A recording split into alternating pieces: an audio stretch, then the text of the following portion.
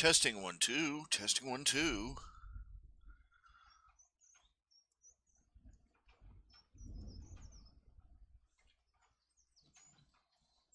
Come on, computer.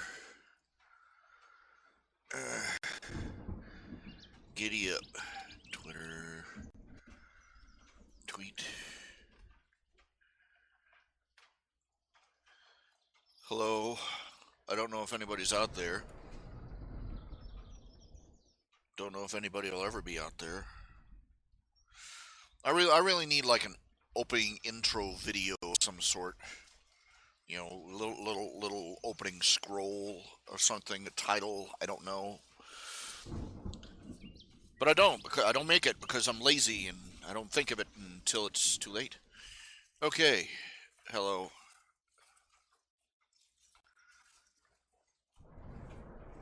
We're feeding.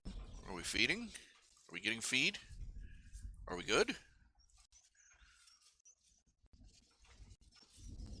Okay. Rebooting.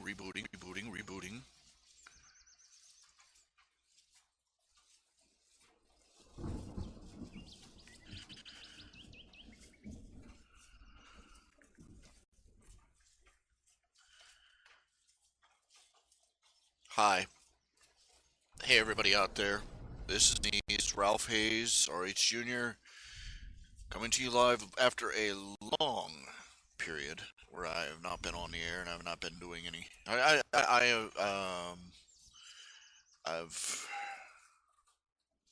just haven't anything, and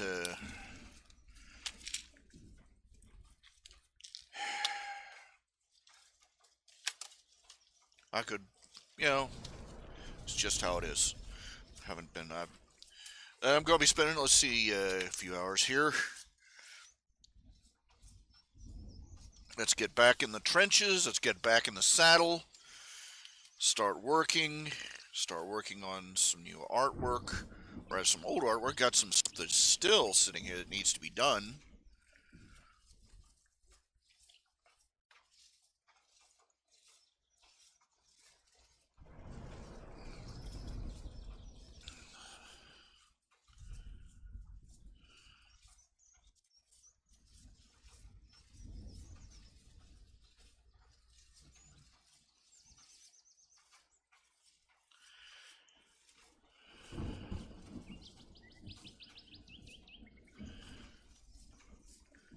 Oh, this ain't good.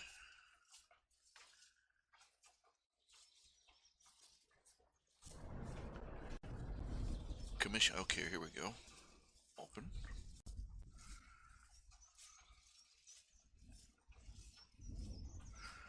All right, let's see here.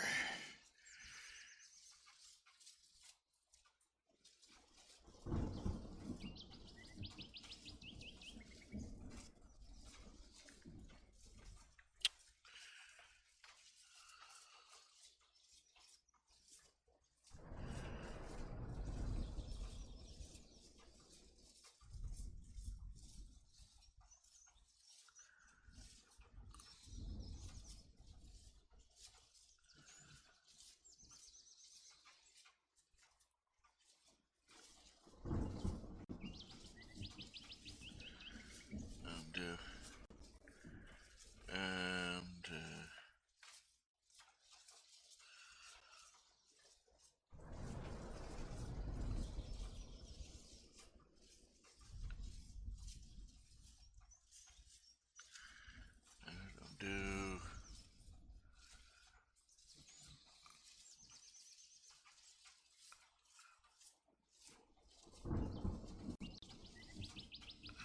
Oh, that's not right either. Okay.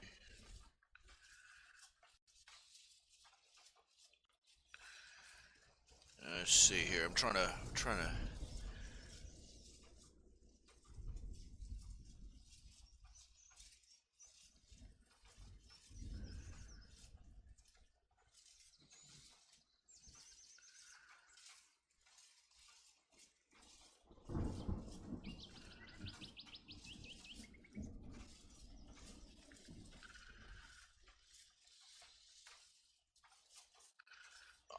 Darn it. I hate it how it does that. won't stop. It won't quit. And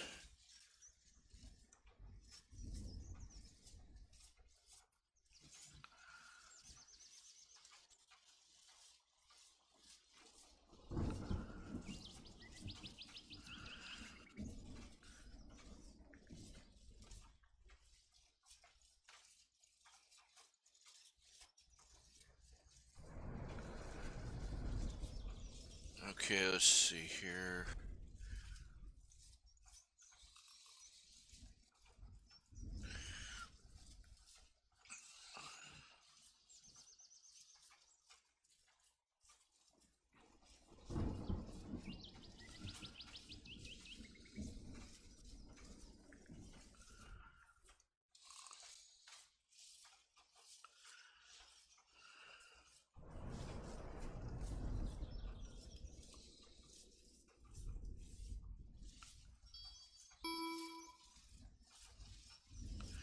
This here is a commission, and I'm gonna.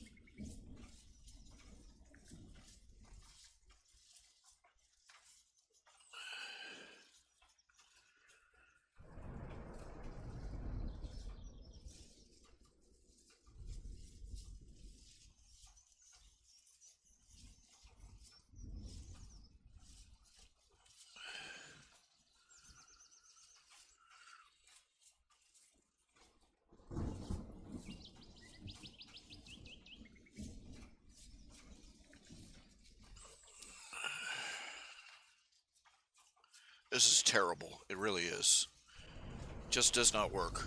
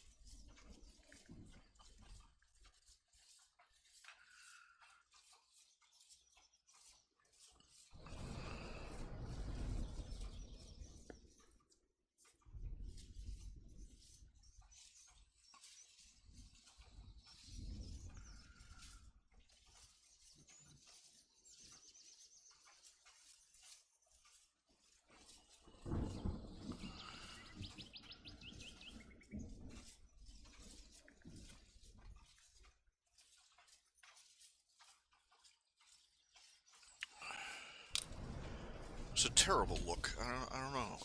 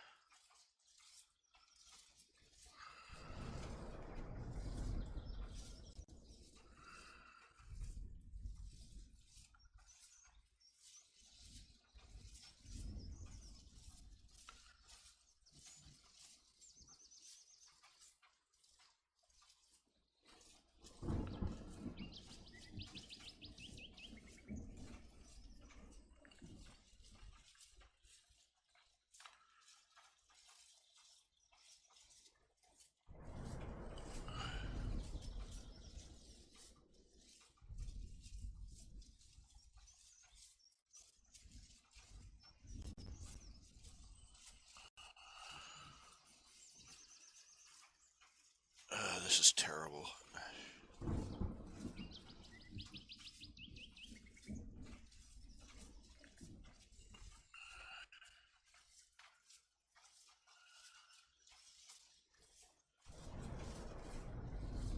Keep it simple. I'm gonna keep it simple. Okay.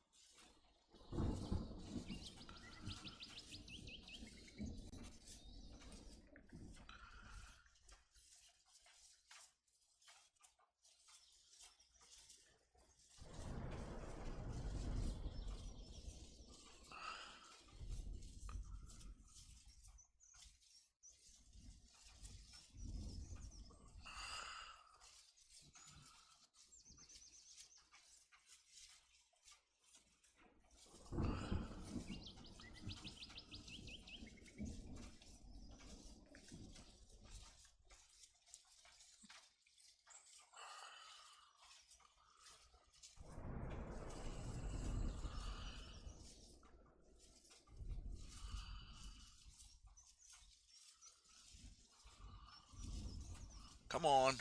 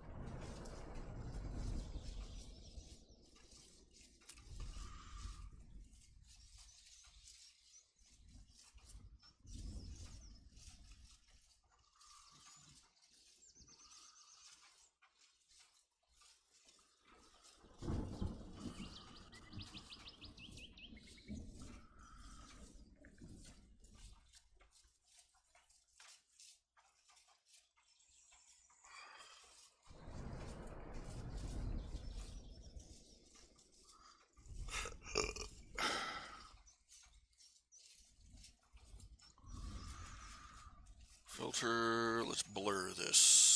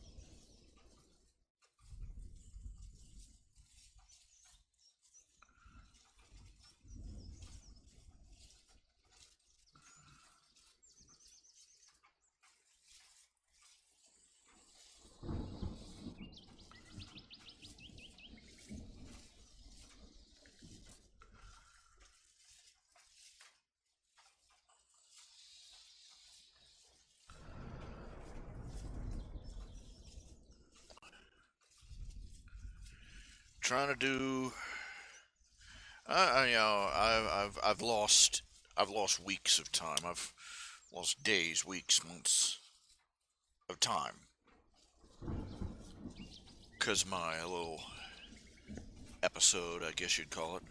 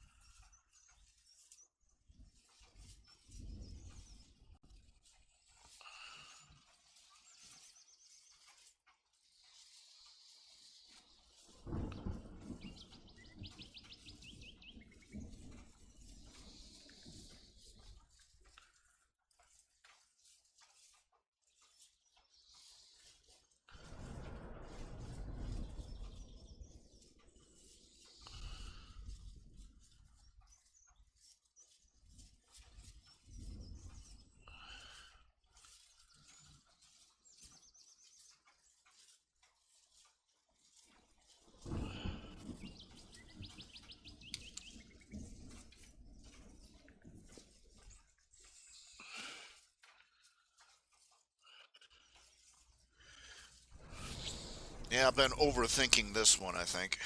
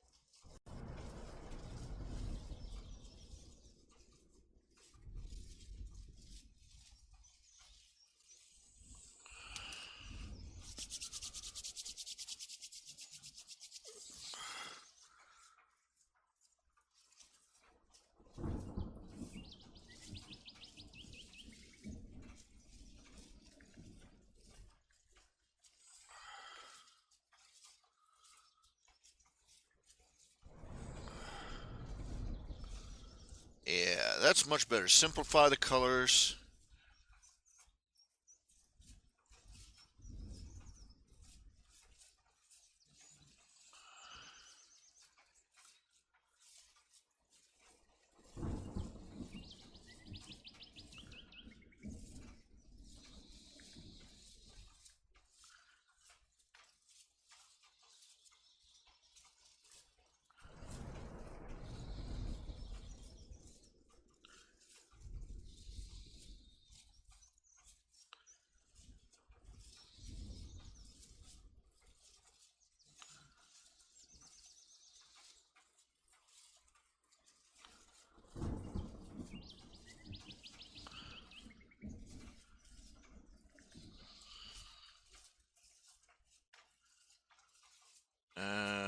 File save as a PNG.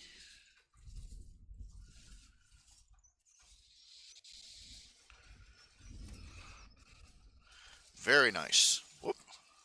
What did I do here? Computer's going round, roundy on me. There we go. All right.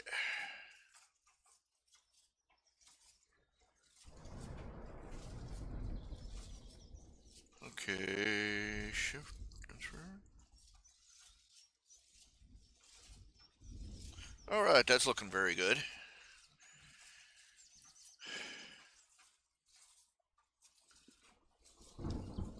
Finally got that one done. Let's see. I've got. Oh, let's see here. Let's see. I got to check and see.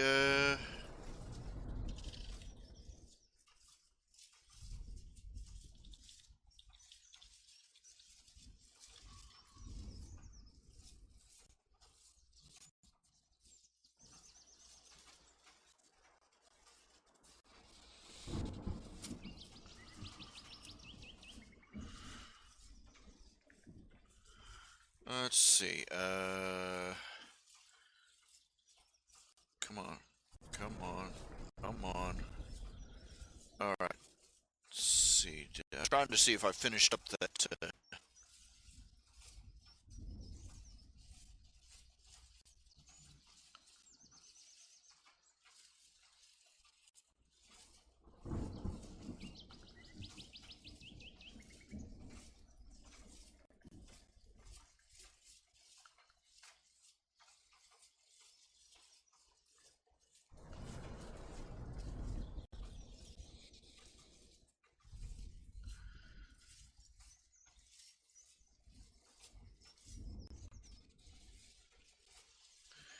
Yeah. Good. Okay.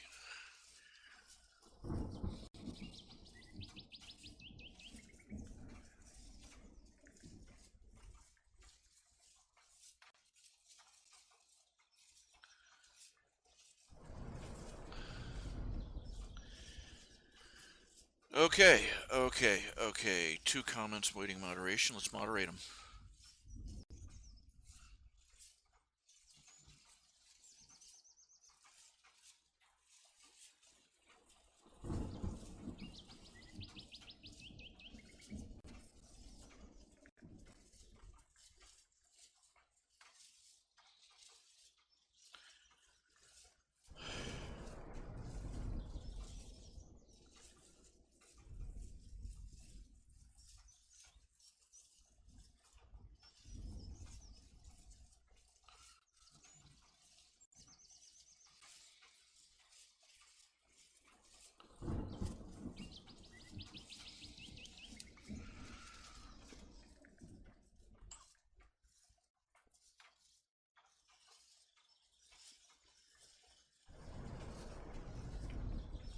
You know, I had all sorts of topics to talk about, things to reflect upon. You know, the hard part about being a commentator is commenting on society nowadays. We don't have society. It's It's like our entire culture has turned into a bunch of kindergartners. You're not going to make any big, insightful commentary on a society where everybody is behaving like preschool children.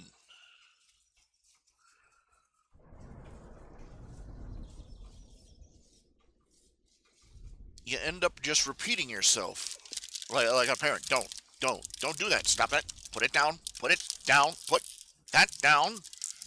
Don't.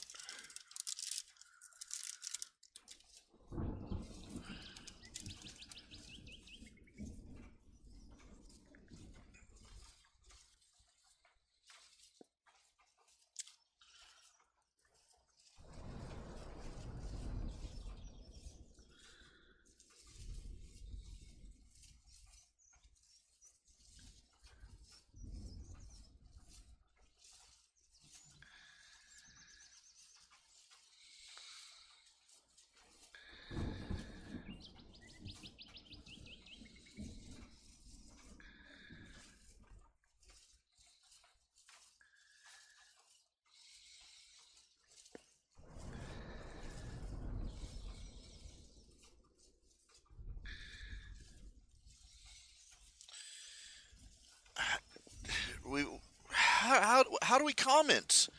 How do we how do we really say anything about our society that hasn't been said by a frustrated preschool teacher?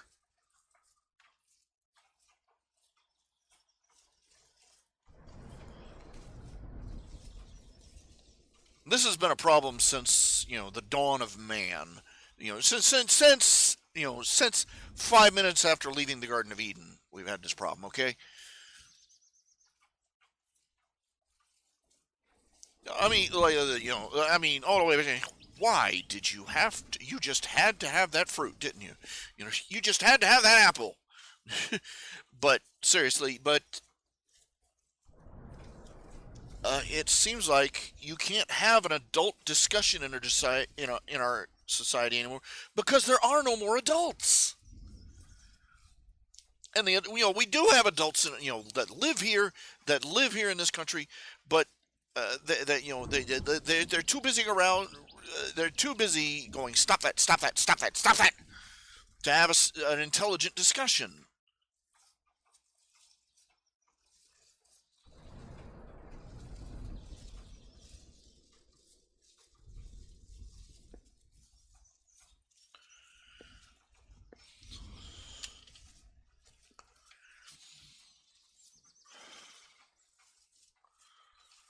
I can understand why so many people believe that the end times really are nigh. That Christ's return, that the rapture is going to happen at any minute. That we are going to slide into the tribulation any day now. It's hard to remind yourself that despite all appearance, uh, we are not at the nadir of civilization. This is you got people going around saying society has never been more horrible, and believing that they have some sort of biblical injunction or backing for that. I'm like, you go back 200 years, we were still selling a percentage of our population on the auction block. There have been periods in our society within living memory that were worse than they are today. You think not? I address you to the 1940s,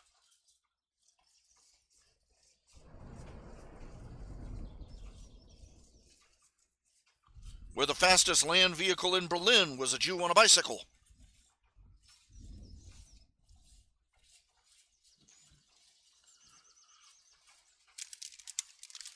I'm sorry, the Holocaust is still within living memory here.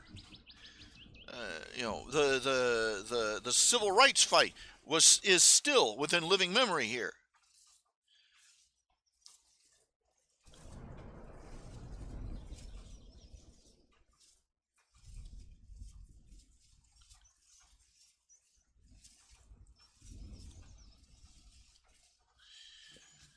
we are suffering dark times, but this is a statistical dip compared to what has happened before in history.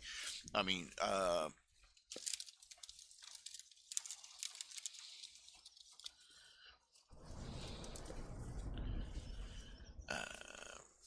there have been times that there have been times that have been better. There have times that have been worse, and overall, we have not plumbed the depths yet. So, but we're living in a time where our society is in dire trouble. Particularly Western civilization, particularly in the United States of America. It all goes back to, speaking as a Christian, it all goes back to the decline of Christianity and Christian influence in our society.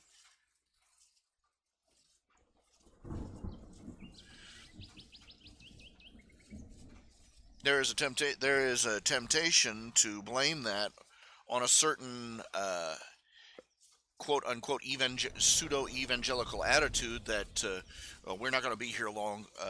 Let's all go up on the rooftop and wait for Jesus to sweep us up in his aeroplane. There has been a long period of time where Christians have been scolding each other for being civilly minded.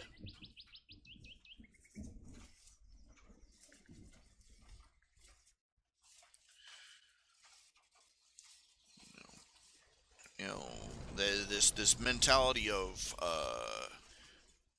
the church as this fortification, this bunker that we retreat to get away from the world, and wait for our rescue ship to come and carry us out.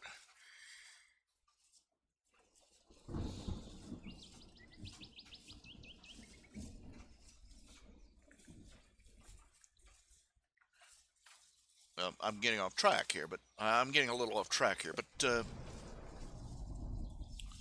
we left society to its own devices to some extent, and that is where it began.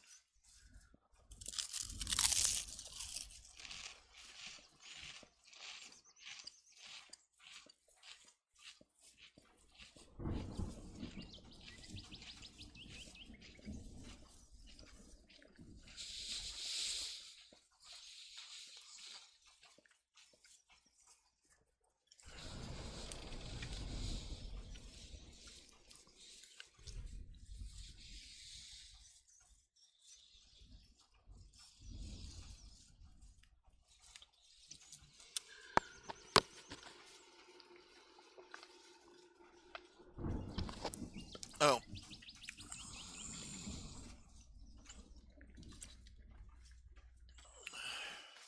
we can all sit around point fingers at each other, but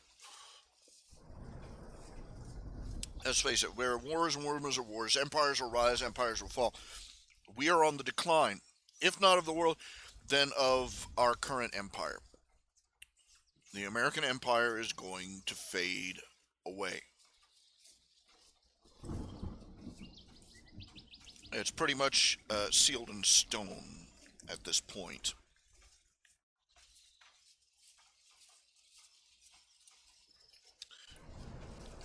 Hello, Cartoon Glutton 326. Welcome aboard. Now, as I was saying, uh,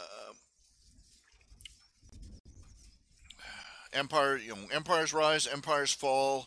That's the way it's going to be in our civilization until the end of time, and until Christ returns and sets up his own kingdom.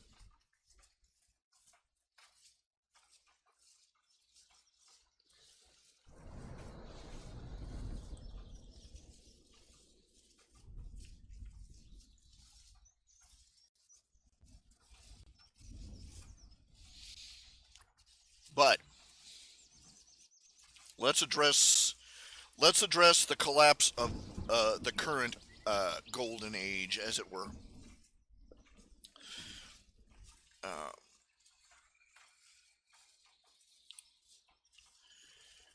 Uh, for my own edification, I sat down one day and I just cataloged all the signs, all the telltales, all the factors that straight out indicate that our society is reaching its expiration date. That let's refer to, that our nation, that Western, that the American empire, as such as it is reaching its expiration date. Uh,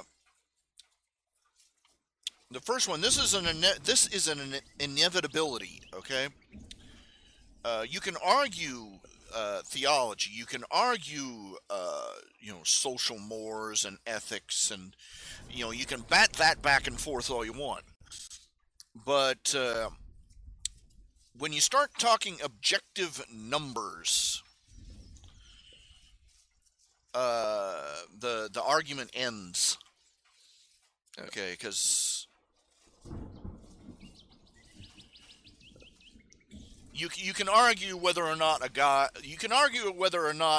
your neighbor is a nice person or not, or whether he's a virtuous individual or not, but you cannot argue whether or not he's in debt. You get what I'm saying?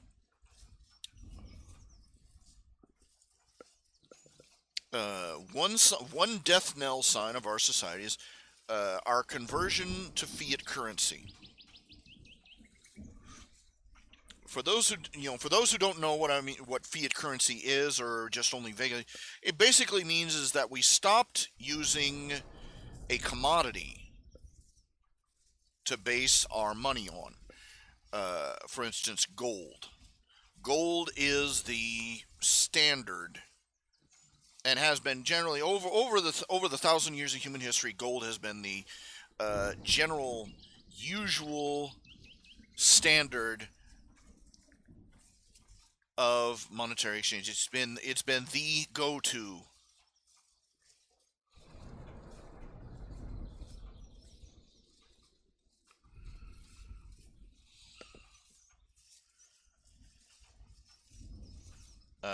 For when everything else collapses, people go back to using gold and other precious metals as a standard currency.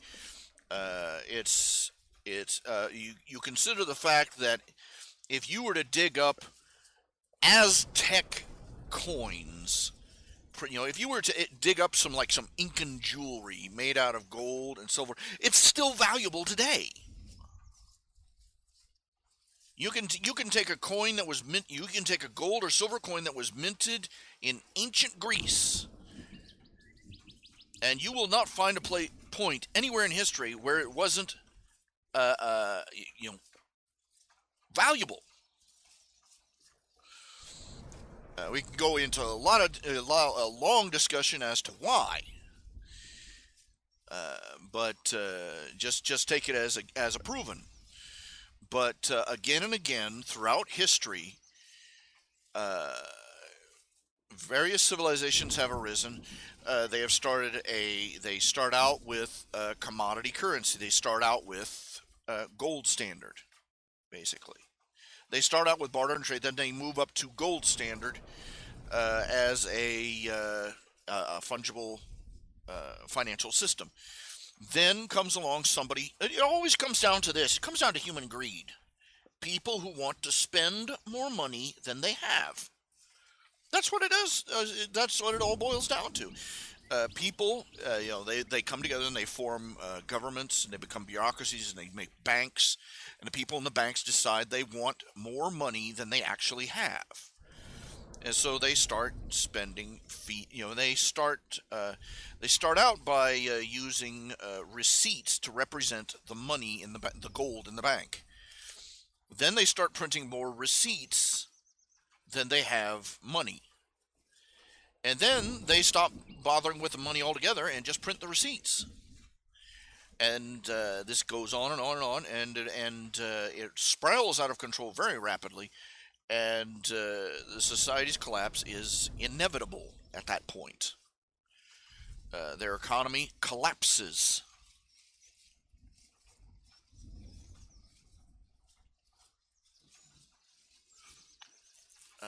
America,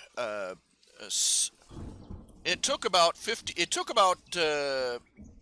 years from about the 1900 from the early 1900s to 1960 to about 1960 before America shifted, just gradually slid over into fiat currency. And once we went into fiat currency, the value of the dollar dropped by half overnight. That's not an exaggeration. Before we went on, in the 19 was it the 1920? Well, at one point we went, first we went on fractional reserve, where we printed $50 for every $20 of gold we had, and we started out. Let me back up. You started out, $20 bought you an ounce of gold.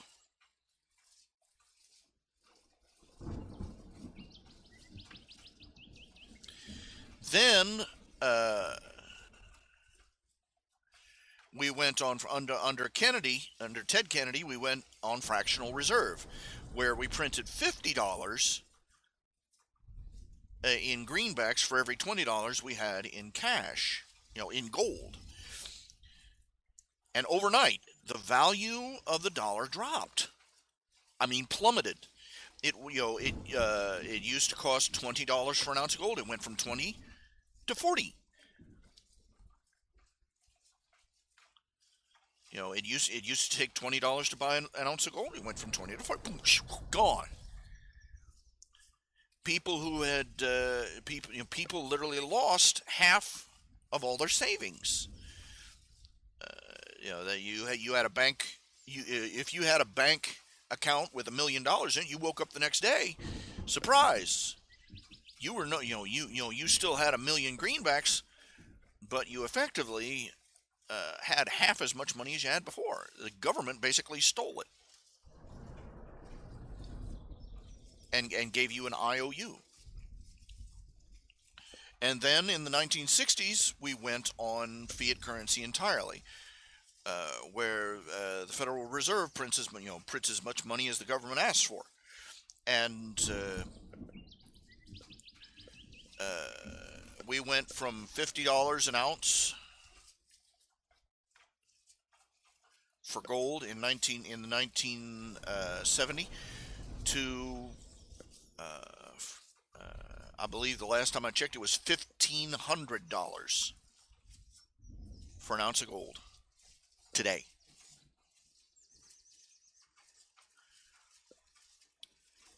The value of the dollar is collapsing like a deflating balloon.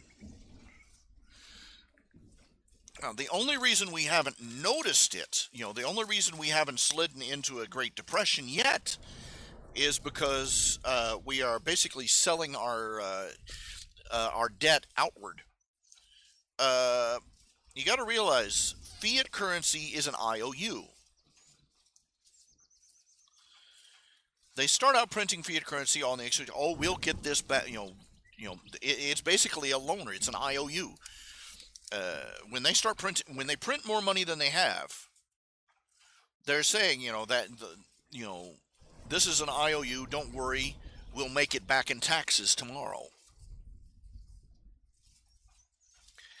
And they never do, because they keep spending more and more and more.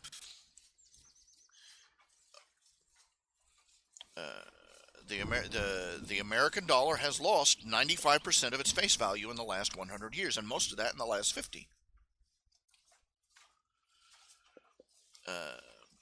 But the reason that we are not sliding in, the reason we don't, the reason it doesn't cost $1 an egg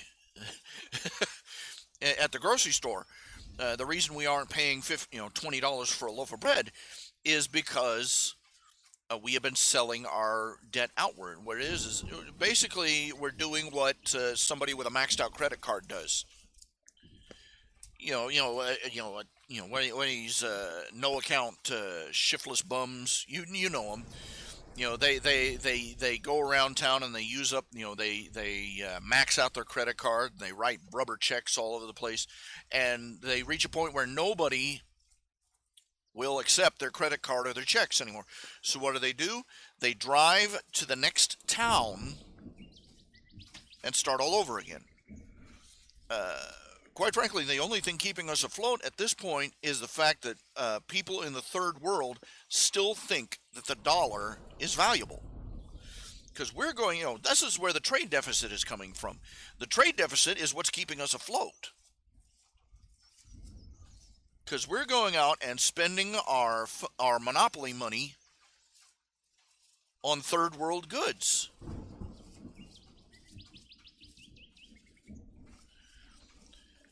But that can only go on for so long.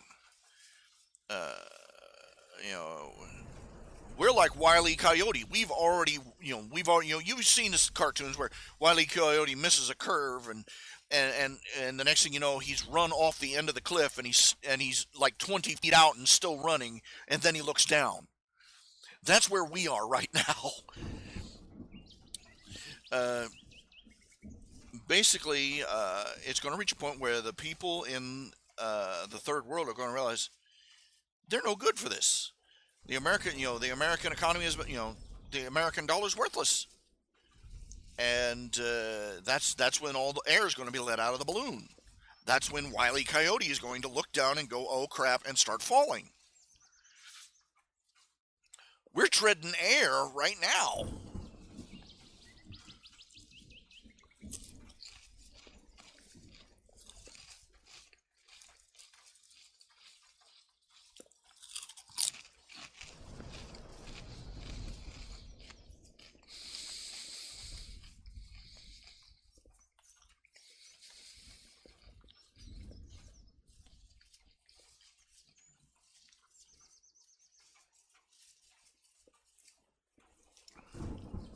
That's just one thing. That's just one thing that is leading to the collapse of our society. I've got a list of a half dozen other trends and factors, any one of which would cause the collapse of a society. And we've got a half dozen of them cooking at the same time. We're not just sitting on one time bomb, we're sitting on like a dozen. Do you get what I'm saying here?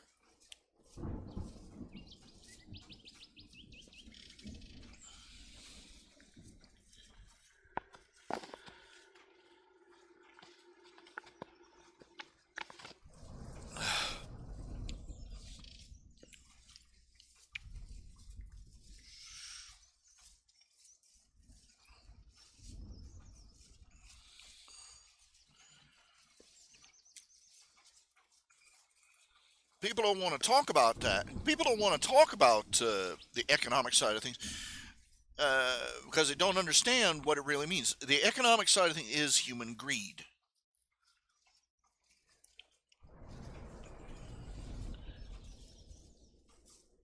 It's human ambition and drive and productivity versus human greed. Human greed has won.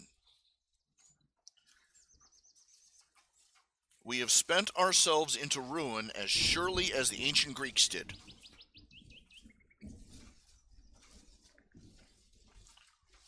And we've got our fearless leaders are up there on Capitol Hill, writing rubber checks as fast as they can.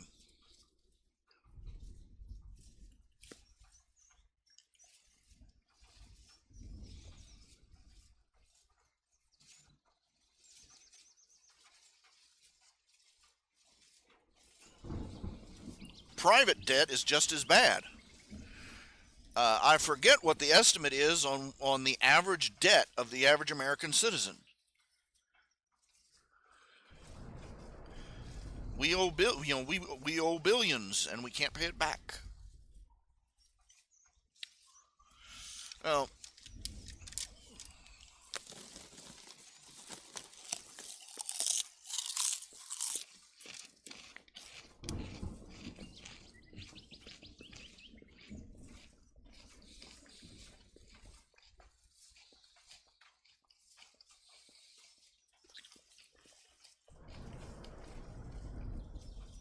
the other big indicator is demographics. Our society has fallen below Western civilization, every Western country is below replacement rates for birth and has been for almost 50 years. The reason the population count in America and England and various European countries has increased is because of the influx of immigrants. And in case you've missed the news, the people coming into these countries aren't coming in with the idea of assimilating. They're not coming to America intending to become Americans. They are coming in with the intention of turning America into a new version of their old country.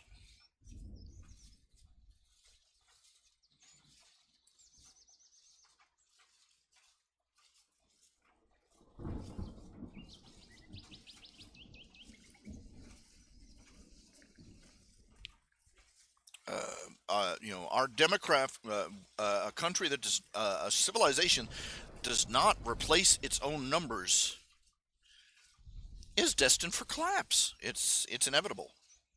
It's another inevitability.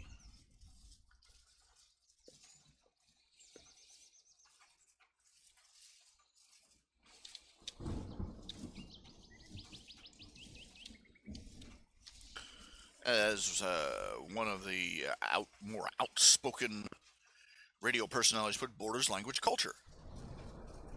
Borders, language, culture.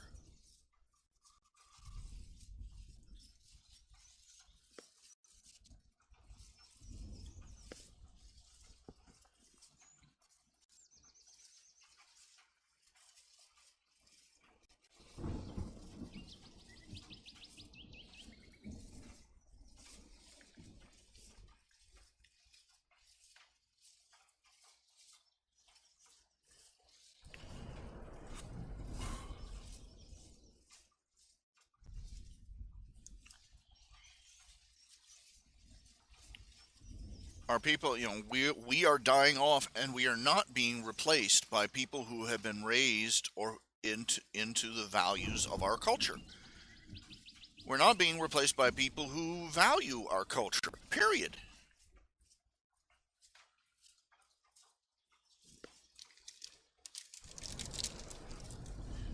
Let's track back to where this is coming. We are, the collapse of the nuclear family.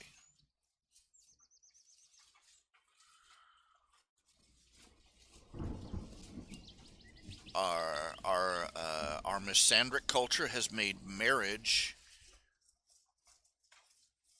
a losing proposition for the American man.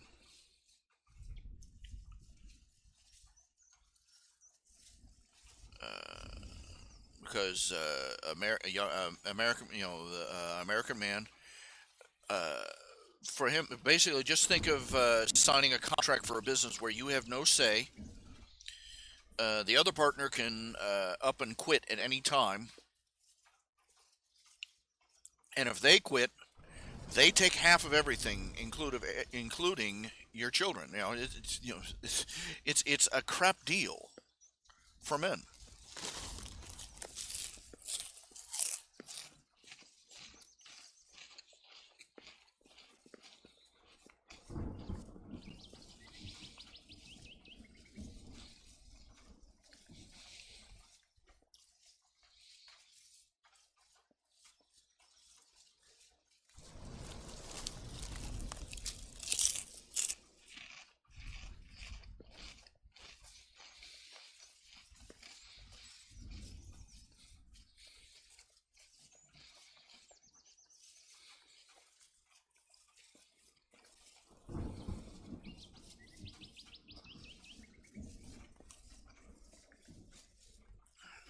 We have a violently misandric culture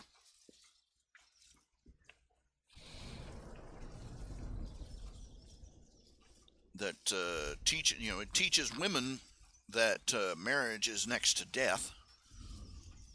being a housewife is enslavement. Being a mother is a come down, and that and we have a legal system that makes marriage uh, an untenable proposition for a man, that provides men with no rights, no protections, and routinely discriminates him against him in every step of the marriage process.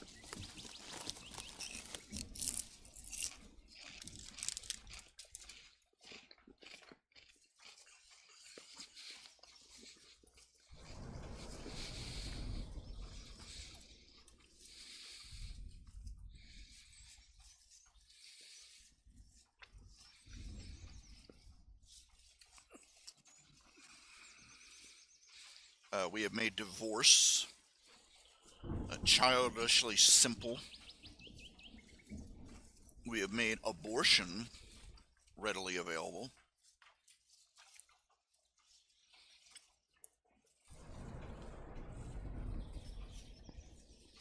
How long do you think any civilization that kills its own children at the rate of 3,000 a day is going to survive?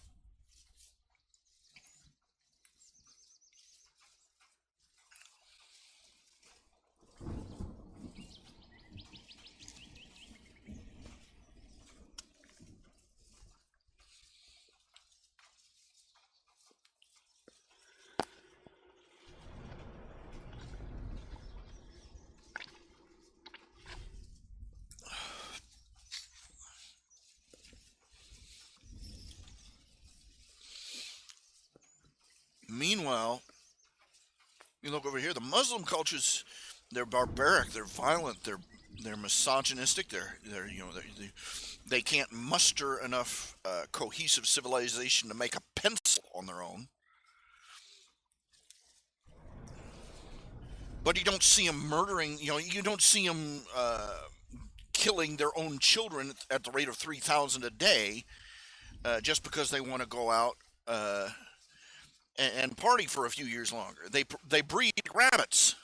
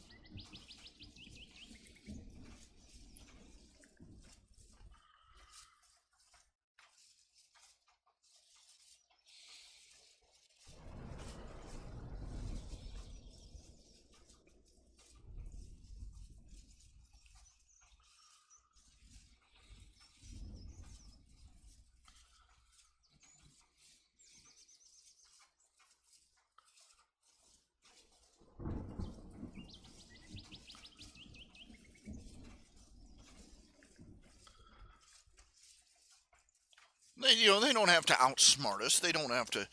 They don't have to outsmart us. They don't have to outgun us. They don't have to out. They don't have to do anything better than we do. They just have to outnumber us, and they've got that down pat.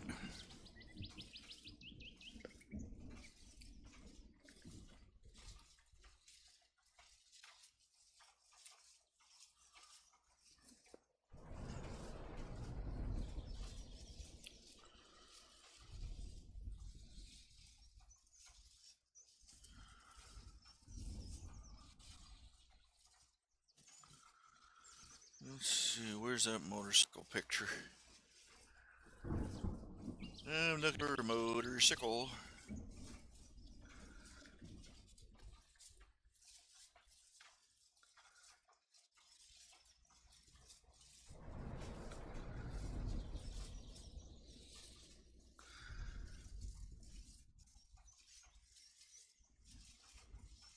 Here somewhere.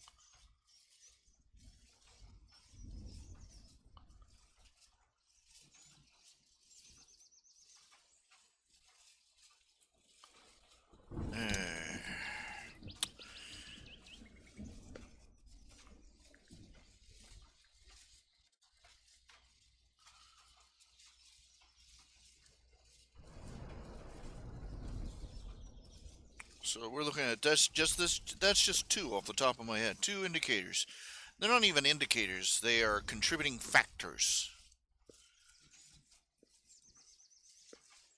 And say this Western civilization in general and America in particular is on a one-way track to its own collapse, and it is going to reach it within our lifespans. It is only divine providence and inertia that have kept us rolling forward as long as we have. By all rights, the bill should have come due decades ago.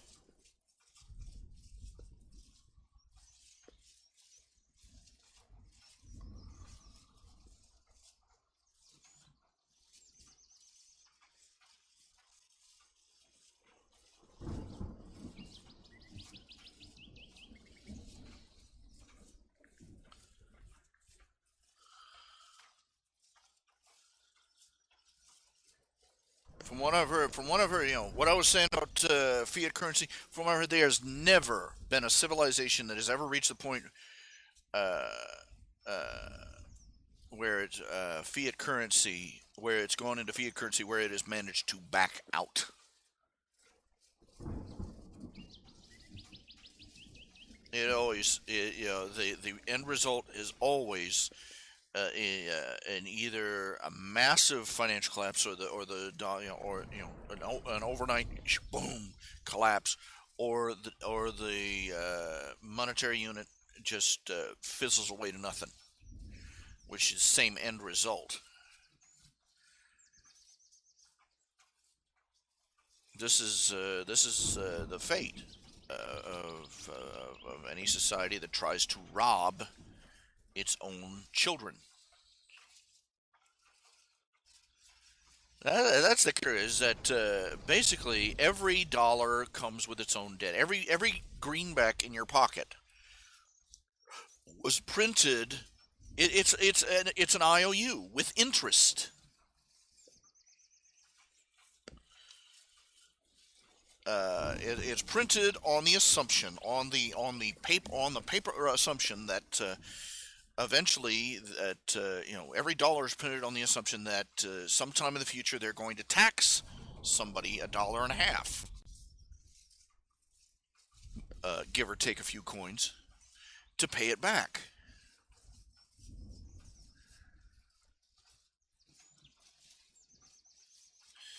That's the kicker, is that all these handouts that we've had in our society too, they all rely on the assumption that we are going to have a bigger population in the future that will be able to foot the bill. Right now, for instance, Social Security, when Social Security started out, there were something like 10 workers, 10 taxpayers who were paying in for every one person that was taking out. Now we are down to 1 in 4. And thanks to our shrinking base population, our sky high abortion rate, uh, we are not going to have enough people to keep Social Security afloat, much less to pay back the trillions of dollars in national debt that we have accumulated. And we can either welsh on the debts that we owe, which means canceling, which means that the you know all it just basically means everything goes kerpop. We can tax ourselves into oblivion, trying to make it, trying to pay it off, which would destroy us just as well. Or we can print more money until we pay it all off, which would kill us just as well, because You know, we'd end up like the Weimar Republic, where they had, where it was cheaper. You could buy a loaf of bread with a wheelbarrow full of German marks, and they tried every shuck and jive trick they could think of to stop the. It didn't work.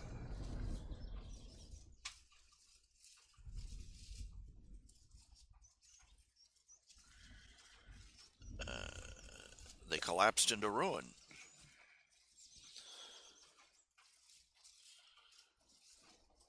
and they tried to build themselves back up the same way, and it started another collapse, and that's when Hitler stuck his nose up above the waterline.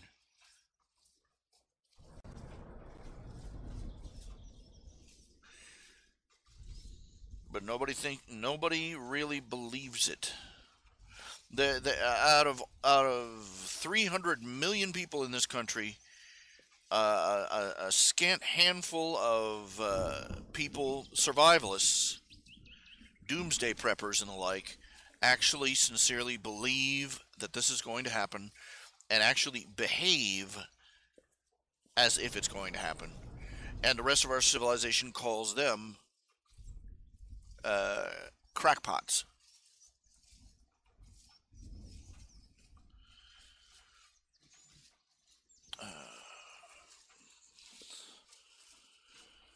Another indicator: our infrastructure is nearing collapse. I think they did a survey fairly recently that just talking bridges and overpasses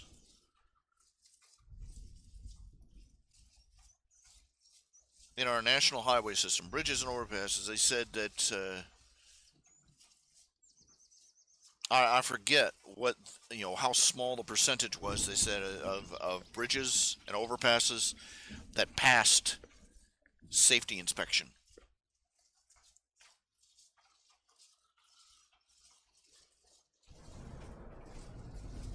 Think about that. Our electric grid is a joke. It's a cobbled together mess.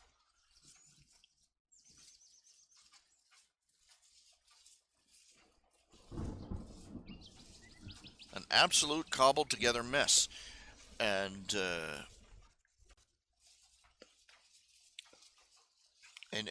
huge sections of it are a state of disrepair.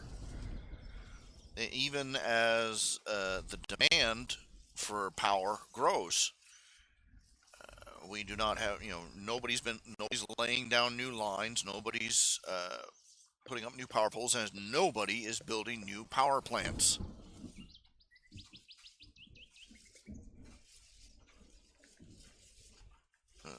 You know, it's just not happening.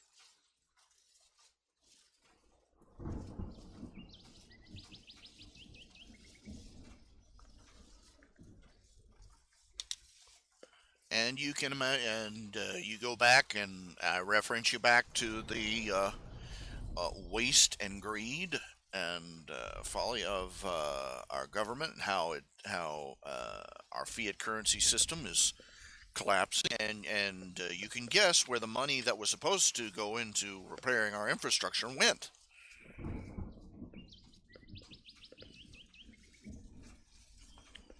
We are limping along on duct tape and baling wire here. There was people don't realize how serious that is. They take it for granted. We had a storm rip through it last a couple of years, about a year or two ago.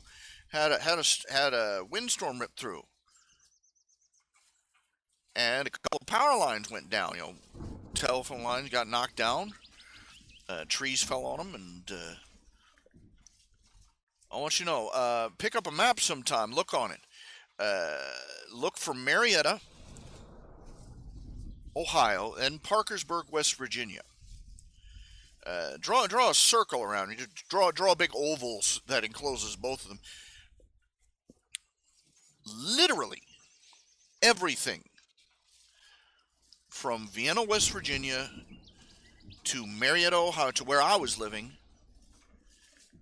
no power for 2 or 3 days. I want you to understand. Now, let me paint you a picture. There was no internet. First of all, there was no electric lighting. There was no electric air conditioning. No refrigeration. There were no cash registers that could run. There were no gas pumps could not run.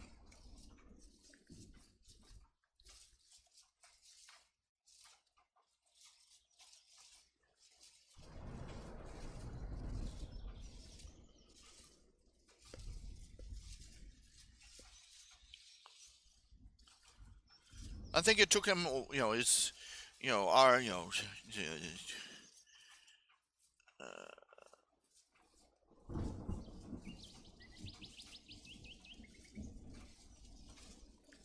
and I mean, you couldn't buy gas, you couldn't buy food, you couldn't cool your home, and it was summertime. It was getting pretty hot,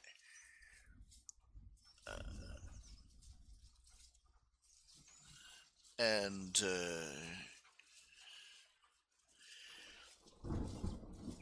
uh, the stores, thousands and thousands and thousands and thousands of dollars worth of food and even medicine.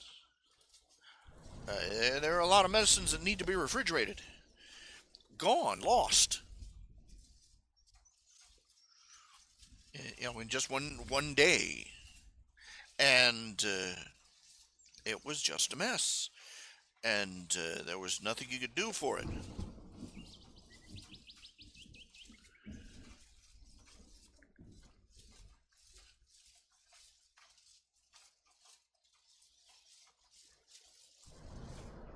I forget what I did. I believe I drove. I believe I just got in a car and drove until I found a town with lights on, and just stayed there until I heard the power come back on back home.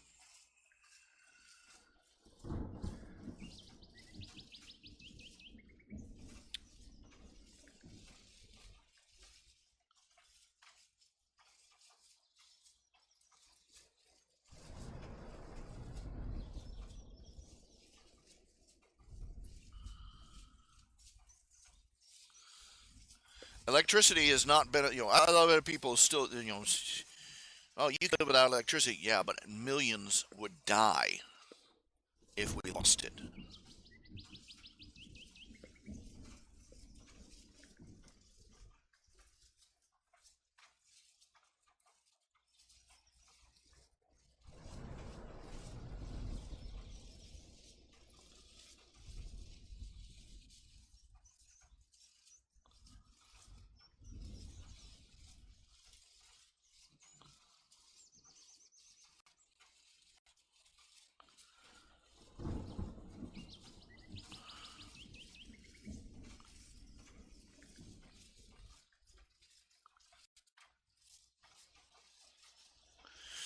We cannot go back to living like it was the 19th century any more than we could go back to living like it was in ancient Rome.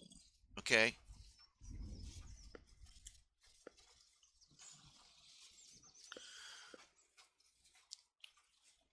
Electricity ceased to be a luxury when people's lives started depending on it.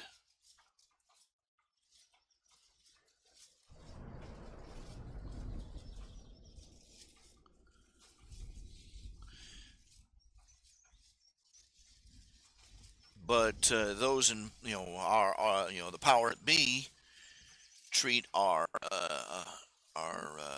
infrastructure like it was an afterthought.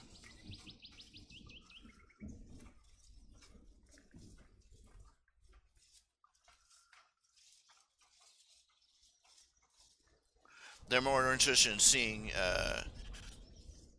how much the unions can squeeze them for money than how much tax uh, money they can get out of it. Than making sure that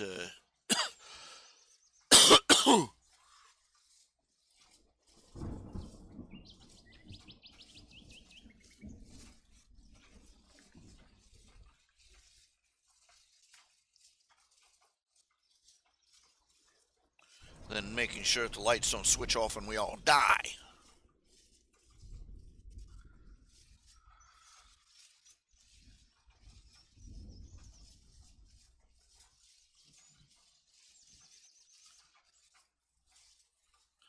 Kind of fun. Then I come and find out about solar flares. It turns out that almost none of our electrical grid is protected against massive fluctuations of solar power, solar flares. This sounds like a silly concern, but back in the 19th century, back in the 19th century, we had a massive solar storm. How massive? It was so powerful. The electric surge from the sunspot activity from the solar storm,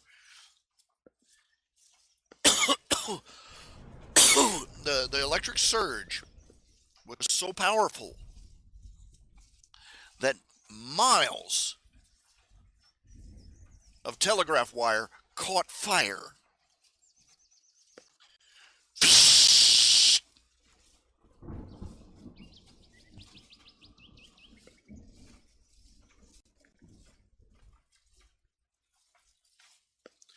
Does that kind of give you an idea of just how vulnerable our system is now?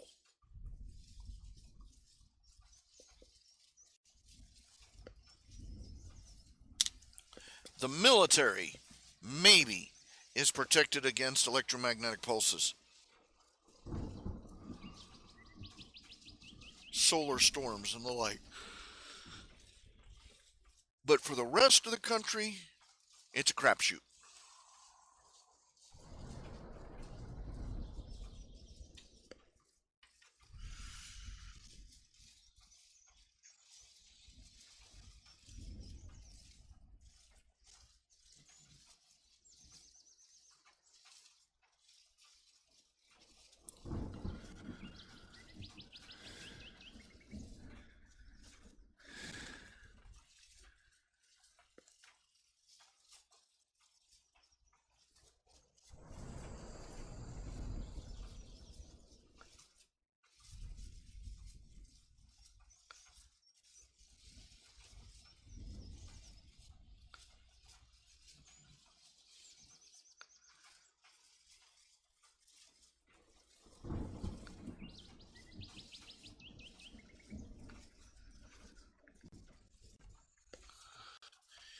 You want to really depress the hell out of yourself, man. You want to get an accurate idea of just how fragile modern civilization is. Just go on Netflix if you can, and or look around on whatever they got out there. Look up Doomsday Preppers. There's a show. Is the usual roll their eyes at the crazy people kind of thing. But these people, you'd figure, but these people are disturbing insights. Okay, each show they would show one or two different people or families who consider themselves doomsday preppers, and they would have a show about how these people, the measures that these people had taken to prepare for what they considered the coming downfall of civilization. and they would have different, you know, reasons for their preparation, and I am yet to watch an episode of that where their reason for thinking the end of the world is nigh was not a feasible concern. These aren't people who are expecting flying saucers to land in the White House in the next 20 years. These are people who are watching our economic system, who are watching our political system, who are watching our infrastructure, our electric grid, and these people have done their homework and they know how fragile the system is and how many clocks how many clocks are ticking. It's not a matter. They know that it is not a matter of if, but when the piper comes a calling.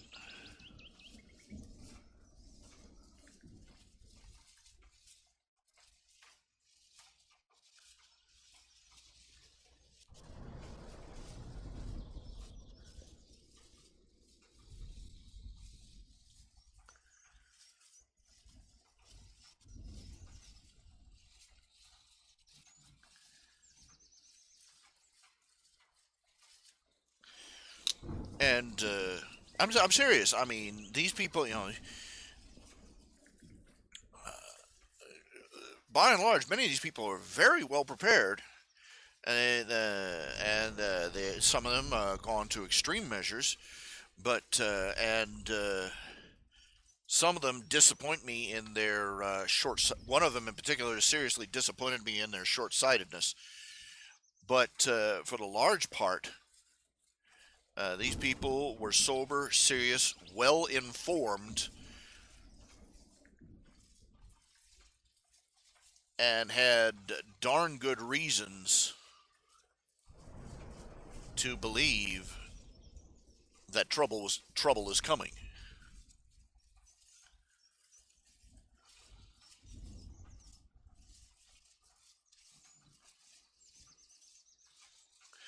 Of course, the producers of the show would have at the end of how likely is this to really happen, and they would downplay the guest uh, speaker's concerns. This isn't really likely to happen, in spite of the fact that it's happened before and will happen again. I love how they try and pretend. Like I said, what it concerns us is that the people they've looked at history and how these how a fiat currency plays out every single time. And oh, the American dollar, no, there's no reason to worry. The American dollar is very stable. I'm like, just how retarded do you have to be? I mean, how retarded do you have to be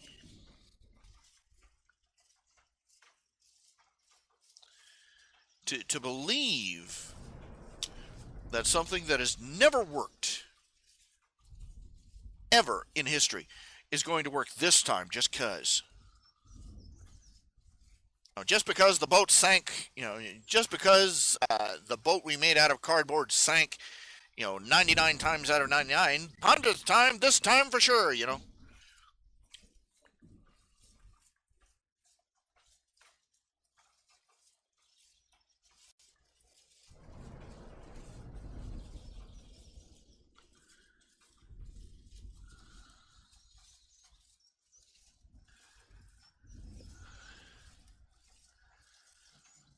They think, they think that the laws of economics and even the laws of physics are going to suspend themselves indefinitely.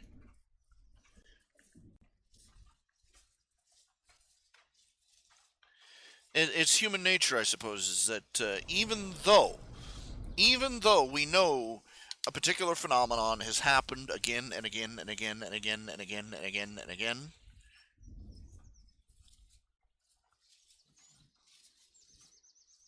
Throughout history, somewhere deep down, we convince ourselves that, oh, it won't happen to me. It won't happen until long after I'm gone. This is why you have cities, entire cities, that are built on floodplains. Case in point,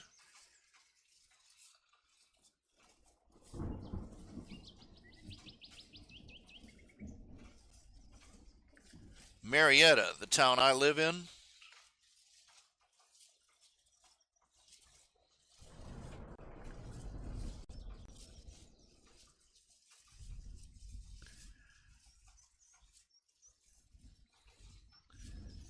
is one of those towns that refers to having a once in a century flood. Now, I want you to think. Now, any sensible person would go that, any sensible city planner would go, even once in a century is a bad future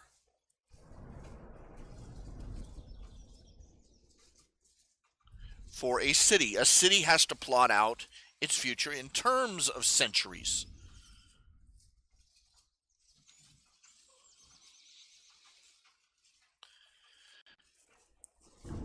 Yet Marietta is built on a floodplain. And even though it's had two century floods in living memory, within months of each other, no less.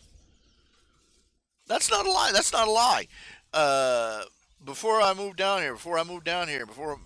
parents even moved down here, they came down here. They, oh, it was sad. Uh, uh, lo- uh, the flooding had gotten so high; it was all the way over in. It was like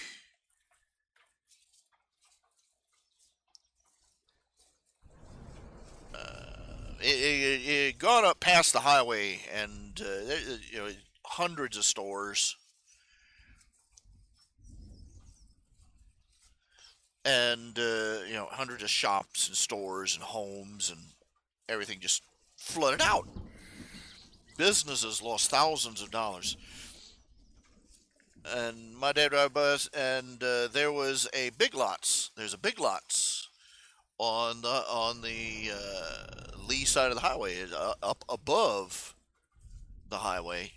The high. There's a highway that runs down by the river, and the river had risen above and past the freeway and flooded out that Big Lot shop, and they lost thousands, and they spent a whole week cleaning that store up. And then just as they got finished, I mean, just as they got finished cleaning that store out, getting all the mud out, getting all the ruined stuff out, and here comes another one, another flood just like it. My dad said he drove past there after the second flood. He saw that manager sitting out in front of the store, just sitting there on a crate, just head hanging down. He felt so sorry for the guy.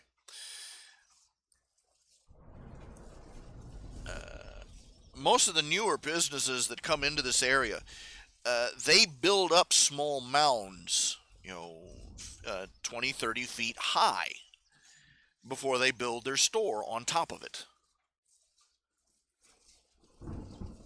just to be ready for those kinds of floods. But the vast majority of the business, they've been here ever since, and you can find high water marks downtown. Okay, do you get the idea?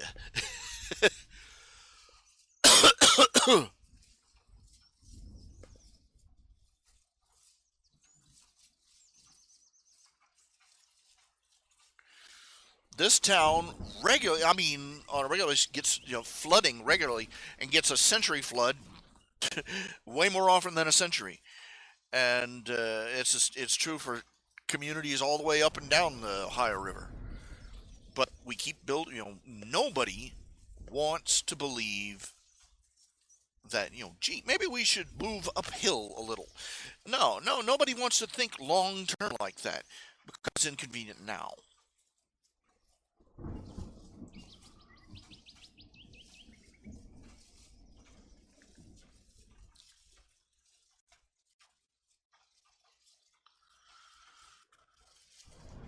Like I said, I mean, I'm serious. I'm not kidding you. It's like Indian mounds. They'll pile up rubble and concrete chunks and stuff, and they'll build a mound next to the road, and then they'll build. I mean, you go down the main drag through here. It's let me see if I can get a picture. Uh,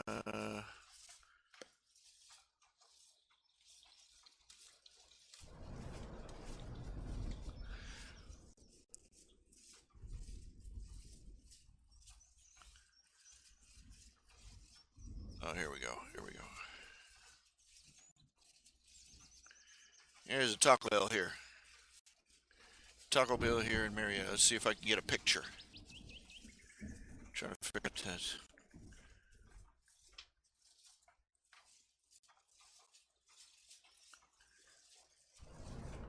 Wow, they have Taco Bell online? They have Taco Bell delivery? No, not here.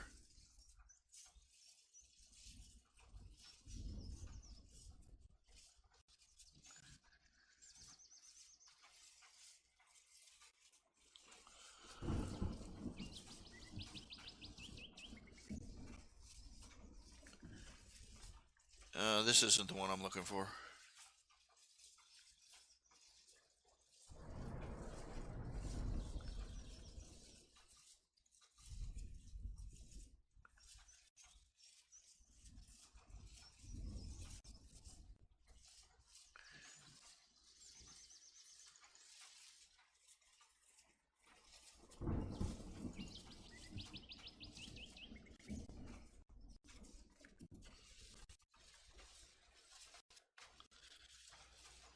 Here's a street view.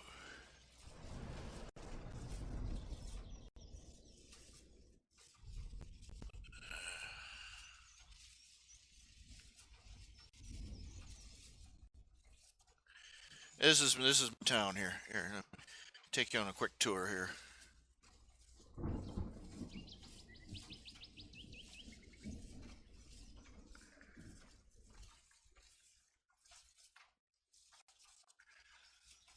Okay, this is downtown Marietta. Now you will note, I mean, the flooding was all the way up through here. Okay, and most of they got stores all through here that are like below street level, yeah,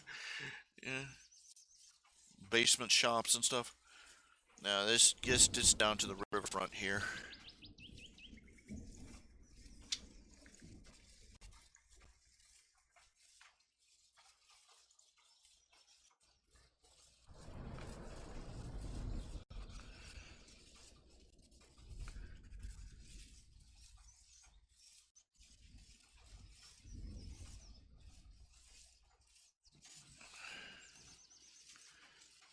And this is. I'm trying to get down to.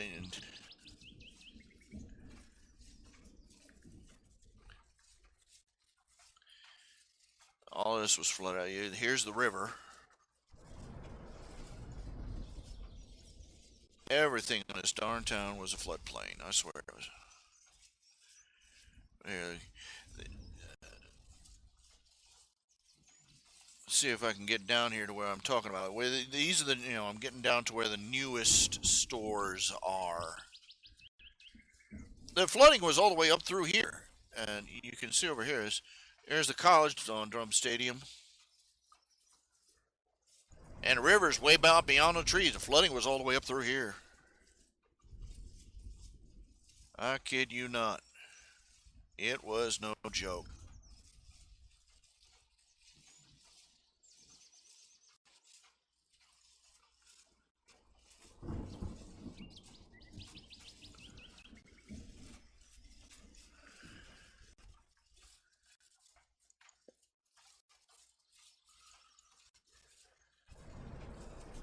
There's the main drag Ohio 26 Pike Street.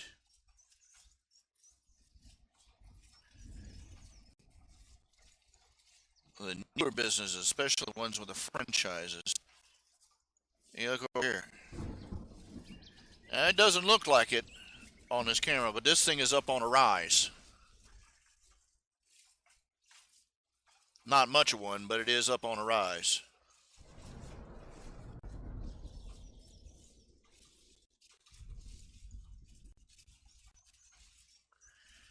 Now we're closing in on it.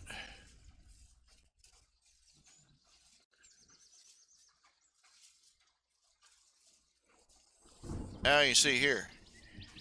This place here, this used to be a ice cream store. It's now selling Brewster's frozen yogurt. But you see there, it doesn't look nearly as steep as it is in real life on the camera, but 10, 20 feet right there.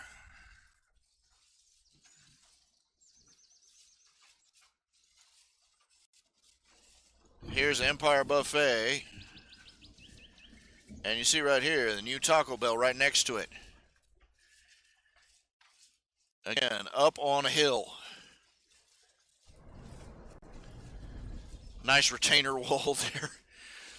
And anybody moves into this area, if they move in, if they renovate the building, the first thing they do is they build up.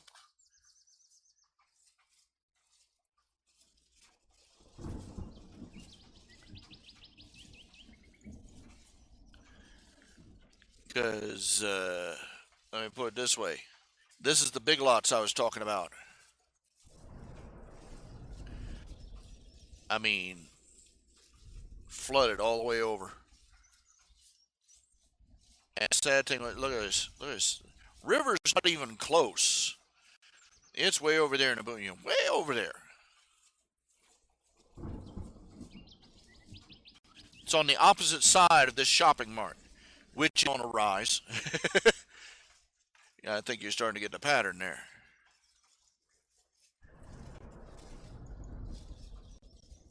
I want to see if I can show you where I live. Here, let me see here.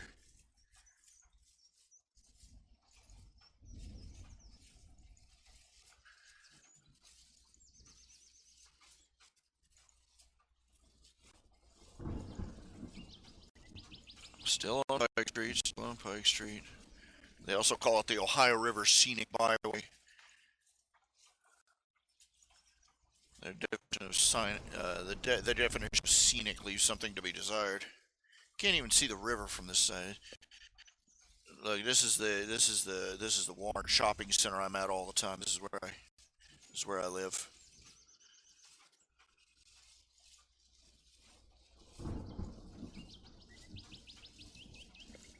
There it is, way back there. Walmart.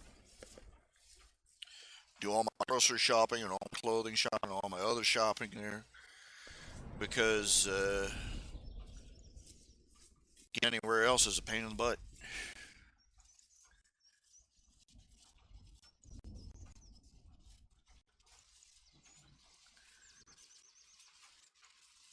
This has changed up a little bit. They got a new hot wings place there I've never been to.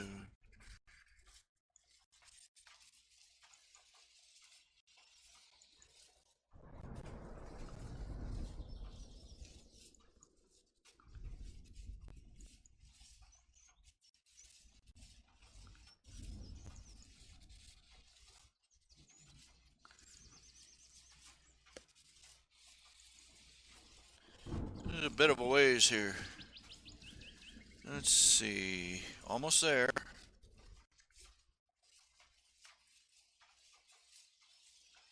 Didn't miss it, did I? Nah, keep going.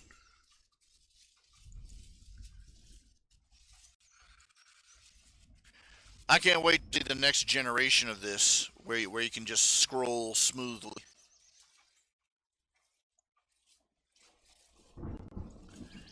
Okay, we're coming to my intersection. All right. This here is the Napa River City Tire and Service Center. They do nice work.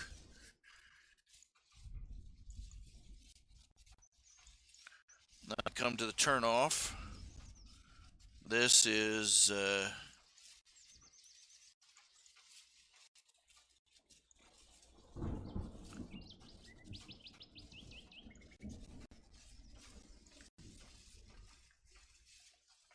Starlight Drive.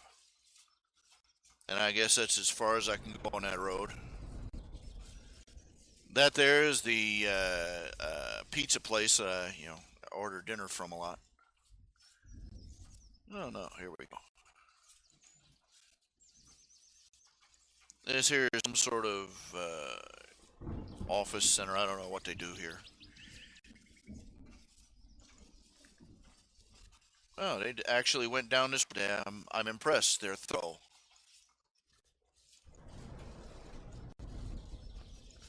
This is where I live.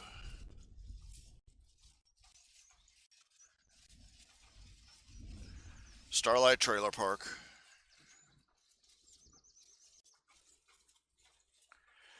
Now you see here, this is what I'm talking about when I say, okay, this is my mailbox right there. You see that? You see that little roof thing right there? That little bitty thing right there? That's where my mailbox is. Okay.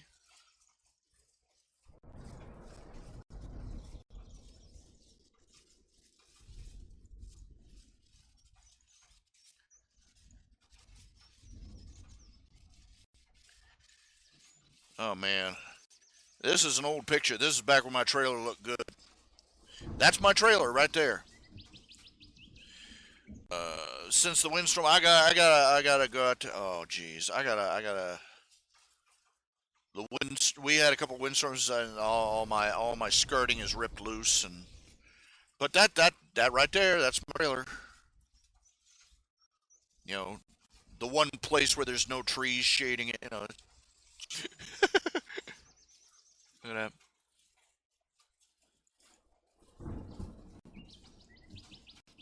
It's an old picture.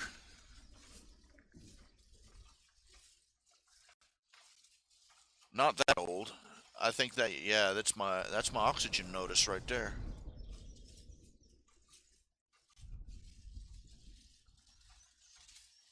They caught me. They apparently caught this. I was out on town. I don't know. I'm gonna have to call somebody up and pay them some cash to put my skirting back up. But yeah, there it is. There it is. It's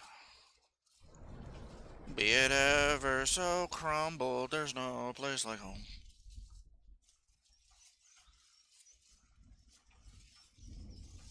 It almost looks respectable.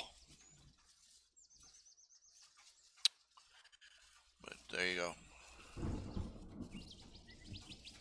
Thrilling, isn't it? No, I haven't seen Zootopia yet. I think I'm going to wait until it comes out on DVD or Netflix or something. Cause look, you got to understand, I'm not joking when I say that I'm really not in any condition to be going out anywhere. My legs and everything, going out any place is an ordeal. I'm effectively handicapped. I need to do I need to apply with Social Security for disability. I've been putting it off. I just never seem to sit down and do the paperwork. But I'm just not. I go there. It's painful and it's uncomfortable. It's an ordeal to get anywhere, and I've reached a point where I can't sit comfortably in the seats in the theater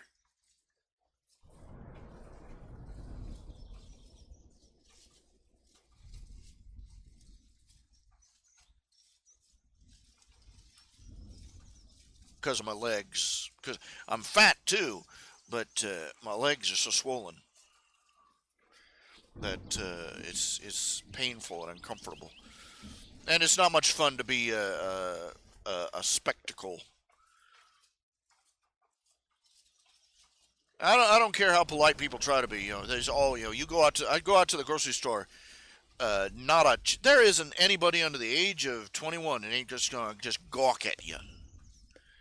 I get so tired of little kids just goggling at me like they've never seen anything like me before. It's bad enough. I don't want to be part of the Walmart freak show. You know, I love Walmart and Godspeed. They provide quality products for low prices for people for low income people, and that's God bless them. They provide jobs in communities where there wouldn't be any jobs if it weren't for them. That's what pisses me off about people that attacked Walmart. Yeah, you heard about Walmart shutting down a bunch of its stores. Walmart opens up businesses. They go in there, they open up a store, and these sanctimonious snobs, these granola crunchy snobs, throw a temper tantrum. They offer they're starting people cashiers at $11 an hour right now.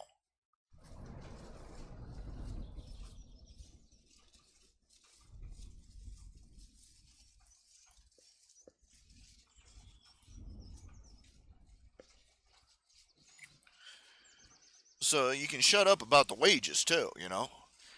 But they come in there, they pay people a good wage, they offer lots of they offer jobs, unskilled labor, frankly, and they provide a community service, providing products in bulk at low prices. And they're able to do it by using economics of scale. And they get nothing but bitching because they ain't paying as much as some yuppie scumbag thinks they should. Bitching because they run other companies that aren't as effective out of business. Bitching, no matter what they do. And now that all this bitching and all this and all uh, the concerted attacks against them have dinged away their business. They're having to they're having to shrink their business down. They're having to close down bunches of their stores, and now they're getting bitched at because of that.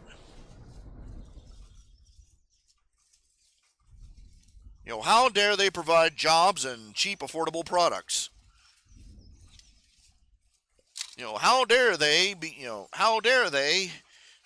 Try and maintain a profit so they can stay in business. How dare they shut down and leave when we chase them off? Some days I just want to smack you. I just want to find where these these little millennial shits, and slap the crap out of them.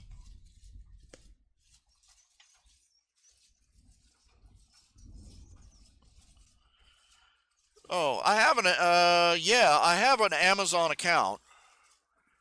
I don't know if I have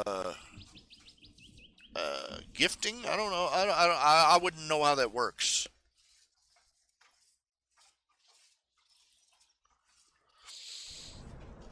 I don't have one of those premium accounts. The $100 a year things. I just have a regular account with Amazon, so I don't know how that works. I'll just wait. I'll just wait until the movie comes out on DVD or something. Uh, Everybody's talking about how it's supposed to be a commentary on race, right? Zootopia. Now you want to talk a real good kind. If you have you ever seen the movie Cats Don't Dance?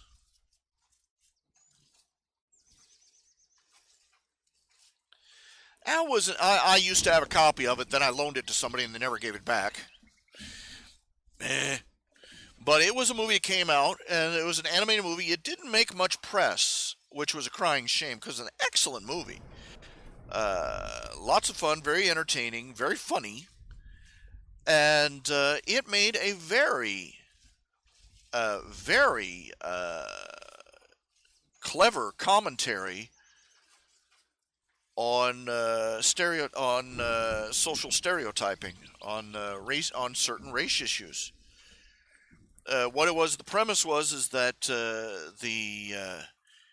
the protagonist is a cat who goes to Hollywood. He wants to become a star, but he gets there and he finds out that the only roles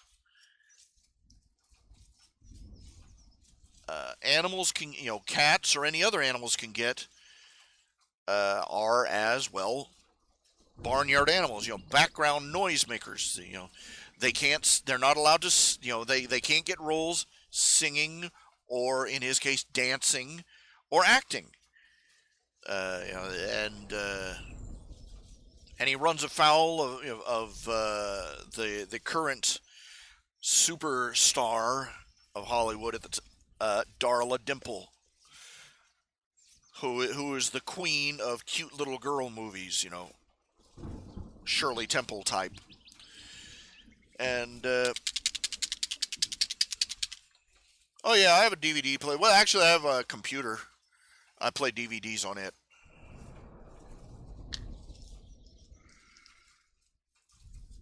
And I have Netflix and stuff. The new season of the season 2 of Daredevil is now available on Netflix. Yay! I'm watching my way through that. Yeah.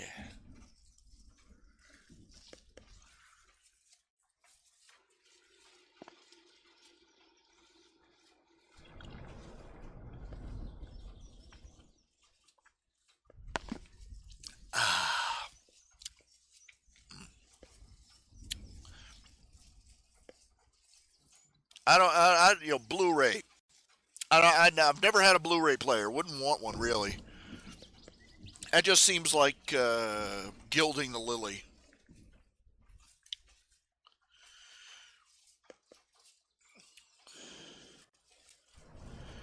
Well, I've only seen the trailers for Zootopia, but I suspect that they push a message very hard, but they're ignoring, even as they say it, they're ignoring the other side of the argument. There's this one scene where the bunny rabbit police officer is being confronted by her, by her sergeant. He says, "It's not about how bad you want it; it's what you're capable of." Obviously she wants to be. She goes to Zootopia. She wants to be a cop, and and she wants to be, a crime busting super cop, but she's a bunny rabbit in a city full of creatures that are like 20 times her size.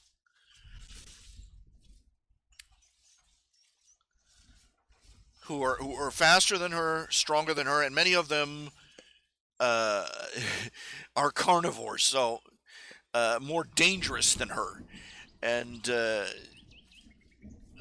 is a legitimate point. But the chief is supposed to be such a racist and a bigot and heartless and cold and cruel and unfair because he makes a sane observation. You're a bunny rabbit. These are tigers and lions and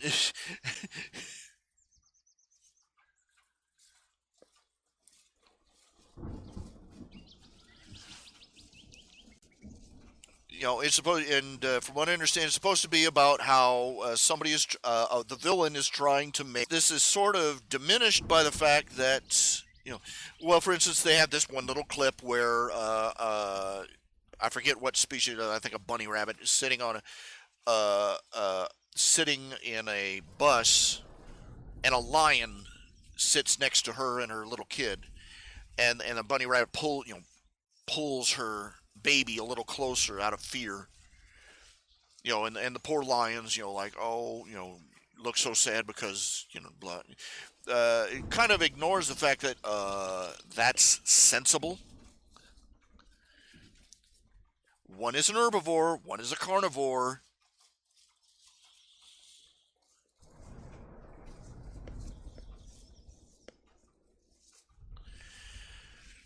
Yes, a certain amount of apprehension or concern about safety would be sensible in such a situation. If somebody gets on the bus with you and they have machetes strapped to their arms, gang tattoos all over their bald head, you're not stupid for being a little bit worried. They're trying to send a message about being unfairly racist. It's obvious, popular trope today, Islamophobia. Being afraid of Islam is not a phobia, it's common sense. Being afraid of any culture that openly proclaims itself to be hostile to your well-being is not prejudice. It's not stereotyping. It's not a phobia. It's common sense.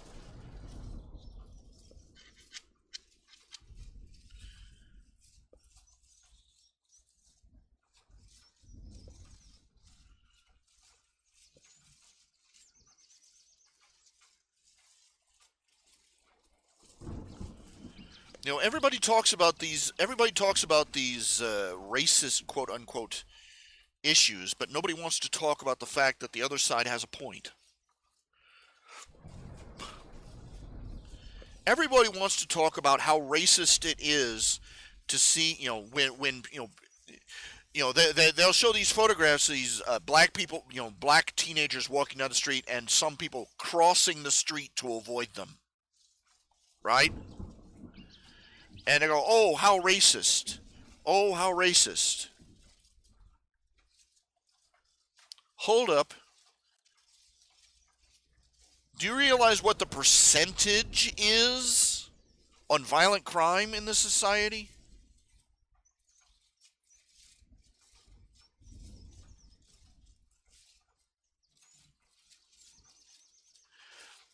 An, a very unpleasantly high percentage of the violent crimes committed in this society are committed by black people, by African Americans.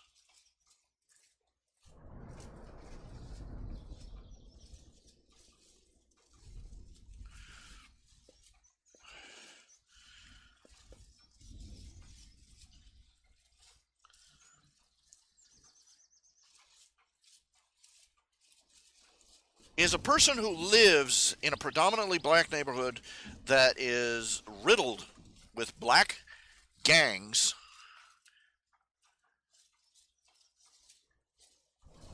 Are they racist for crossing to the other side of the street, or are they being sensible?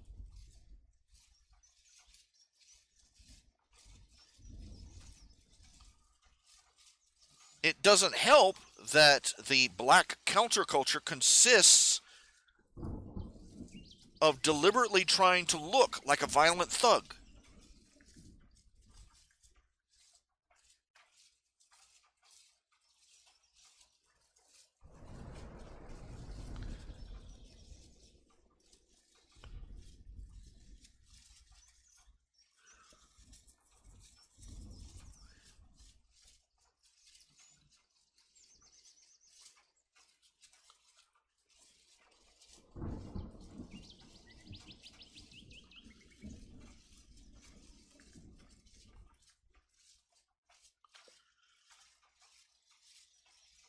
Too much of the discussion about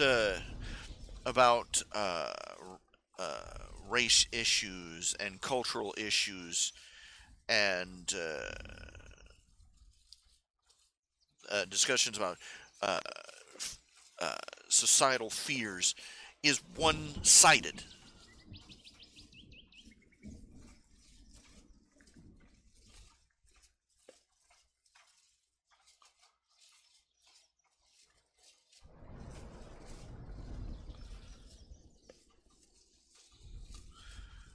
And it's always on the wrong side of the argument.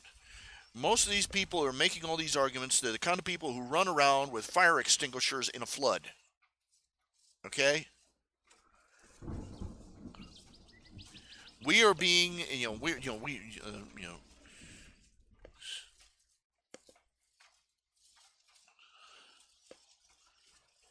yeah, they're more concerned about quote unquote racism against Islamics when Islamics are ripping through our communities, raping, killing, and screaming for our deaths. Only an idiot is not afraid of such a thing.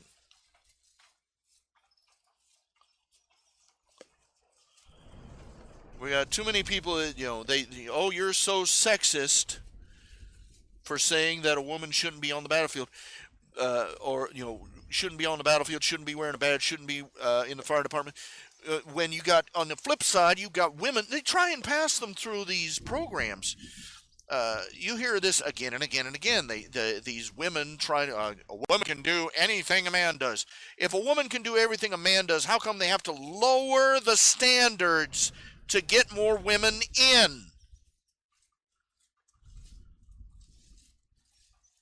They had the Marines recently had officer training for female, for female cadets. Not a single female cadet graduated. They couldn't hack it.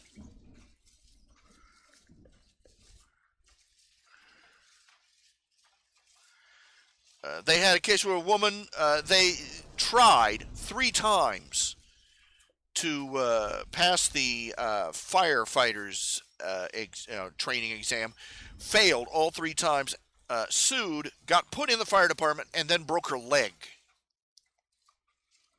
She's already out on, paid leave. She can't hack it. Got people out there that putting women, giving women badges, giving women guns, putting them in police cars, putting them in as guards in prison. There are multiple counts of women. There have been multiple cases of prisoners raping women guards, overpowering and raping them. They can't hack it.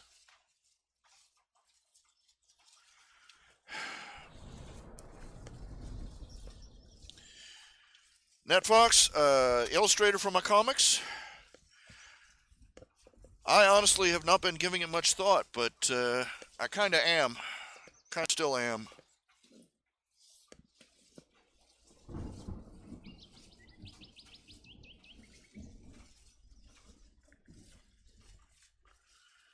Okay, you know a guy? Okay, great. Send me, email me with information to contact him then. RHJunior01 at gmail.com. Just sling that information in my own direction.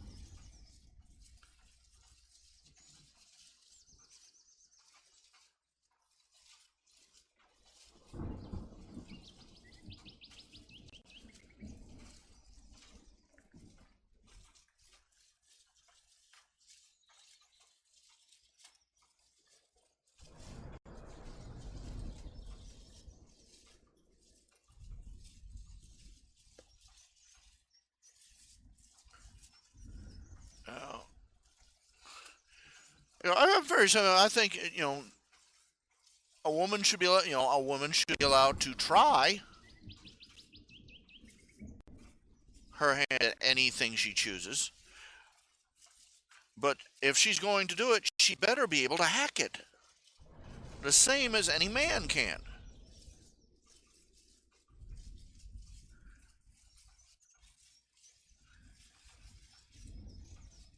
And there are many circumstances where it goes beyond mere physical capability.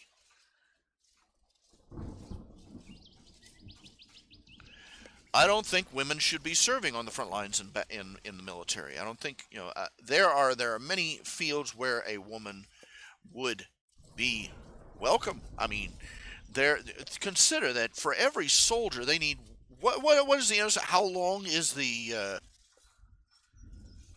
logistics trail just to put one soldier on the battlefield? Women should not be on the front lines, but if they wanted to serve their country, great. There are literally thousands of roles that a woman could fulfill.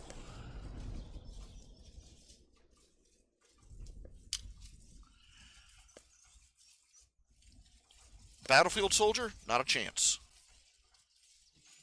No moral society would do such a thing.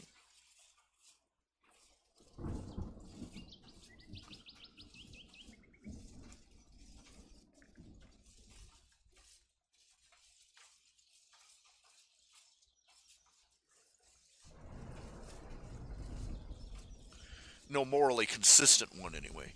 But there isn't a morally consistent society on the planet, so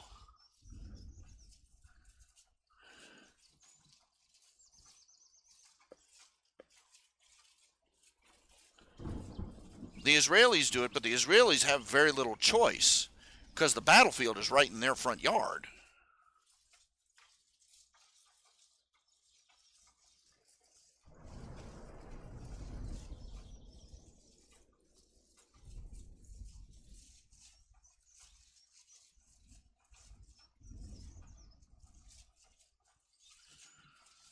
And it's caused them problems. One particular situation, they had a bunch of men, they had a bunch of women on one side of the street and a bunch of men pinned down on the other, and the women, they came under fire. And the women panicked, started screaming and crying over the radio. And they lost, like I forget how many men they lost because the men on the other side of the street, uh, they ran out to try and come to those women's aid and were gunned down.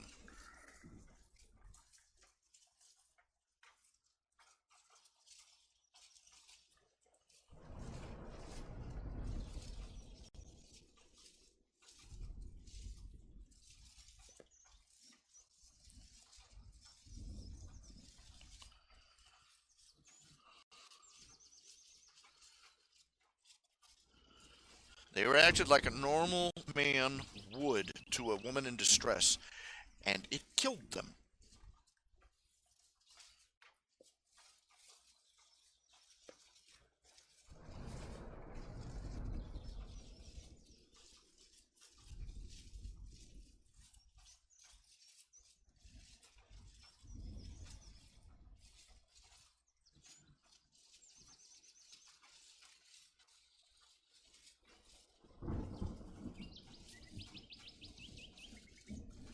And these were trained soldiers, these women.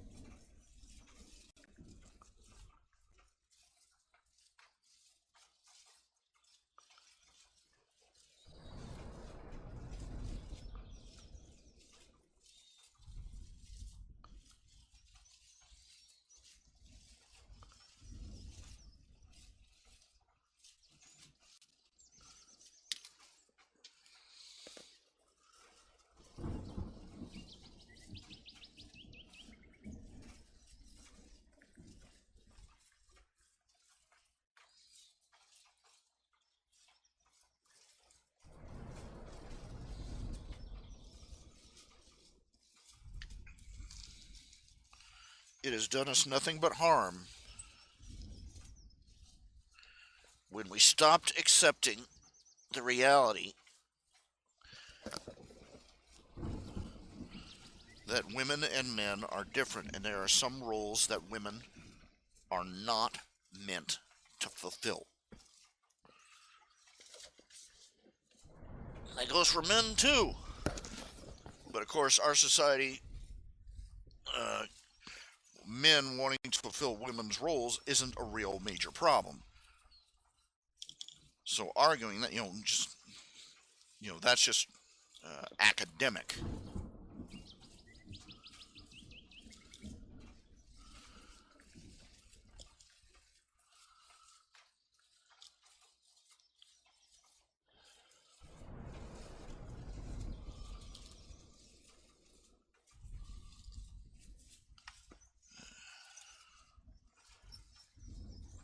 People die when a culture makes that mistake.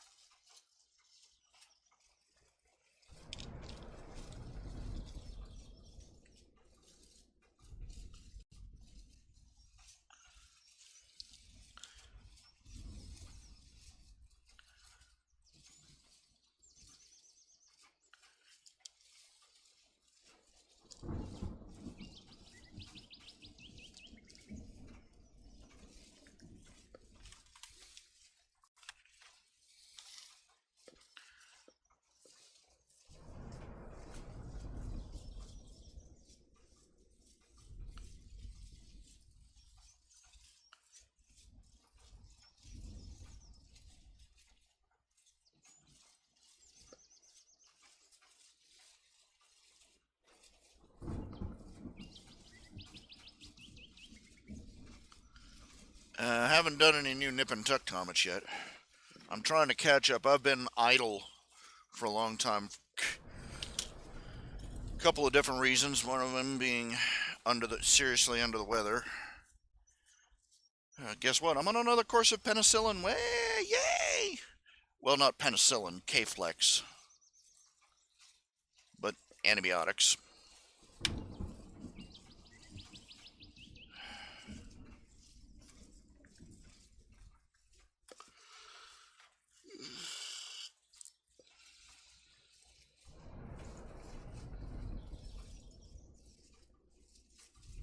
Currently working on a old Vic comic.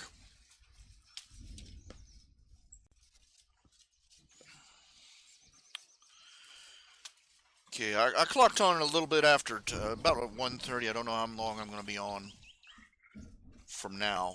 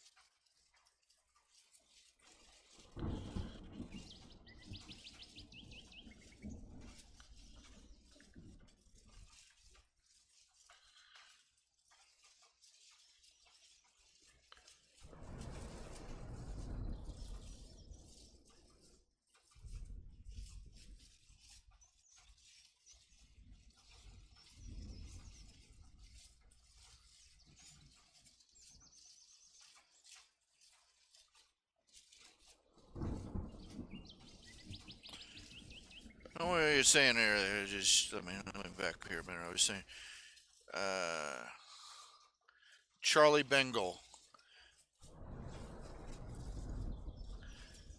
I really got to start making notes on which characters are cameos. Charlie Bengal was a cameo.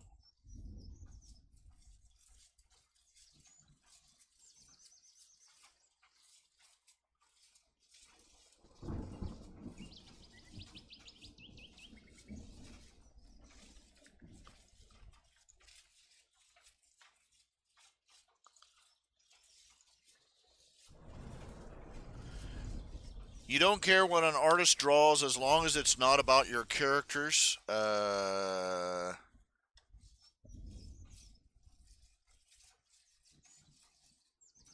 not sure what you mean by that.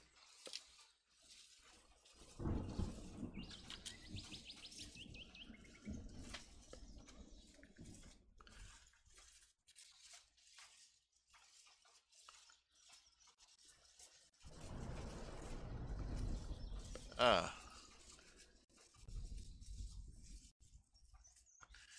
Character turnaround demo Vimeo. Demo Vimeo. Okay.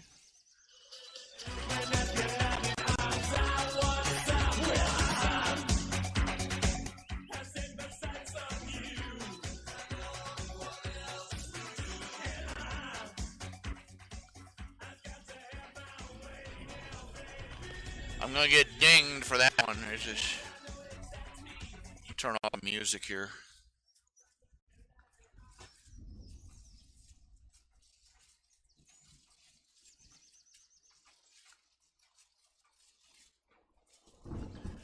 Yeah, they got some new characters since the last time I watched.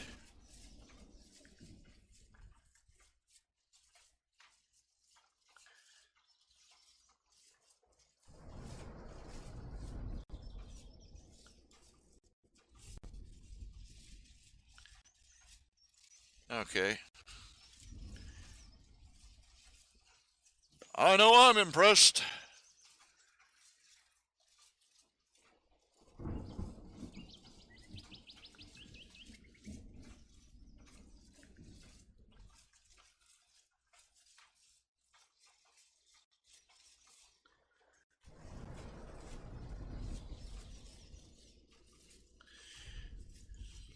Okay.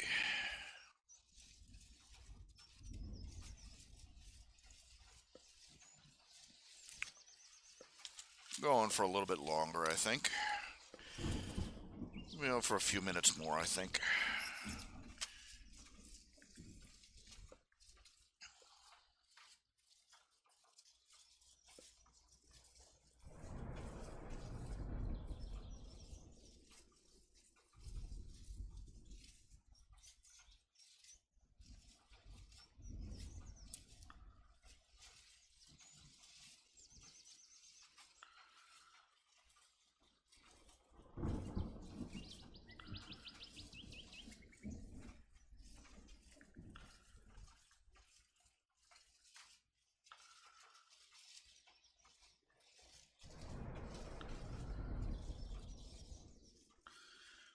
Yeah.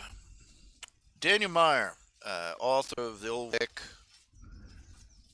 good friend. He's having a bit of a rough spot. Storm came through and tore up the roof on his and blew out a few windows and tore up the roof on his shop, the cupola. They're out there fixing it. He's just plunking down stuff, fixing everything up.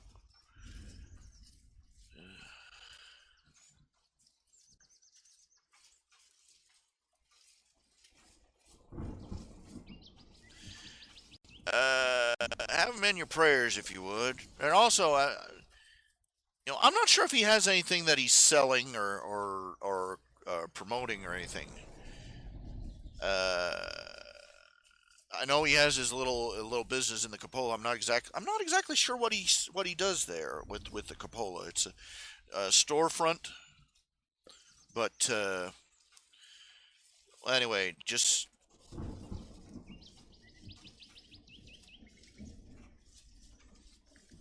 you know, I say, buy one of his works or something, and help him out. And I'm like, what works does he sell? And I'm like,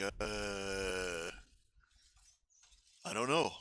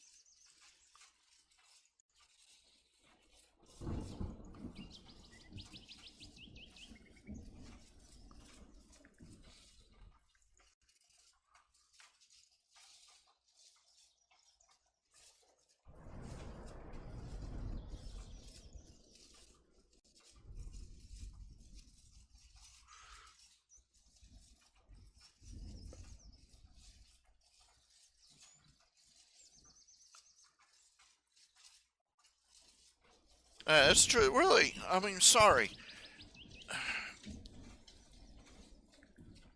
In things like the police department.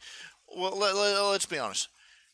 The only discrimination any business or organization should have is that they need the best.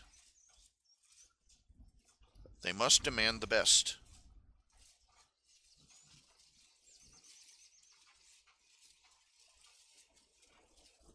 This whole, but these people who see organization, they see a company, or they see a police department, or they see a fire department, they see, or they see a military, and they go, there's more men here than women. That's discrimination. No, they're not thinking. They haven't considered the fact, maybe women aren't as interested in being in that business or that field, or maybe, God forbid, women aren't physically, emotionally, or mentally as good in that field. I hate to break it to you, but no matter how you dice it, women are, on average, physically weaker than men, have lower upper body strength, and a host of other factors that make them less qualified for positions like firefighter or soldier or police officer.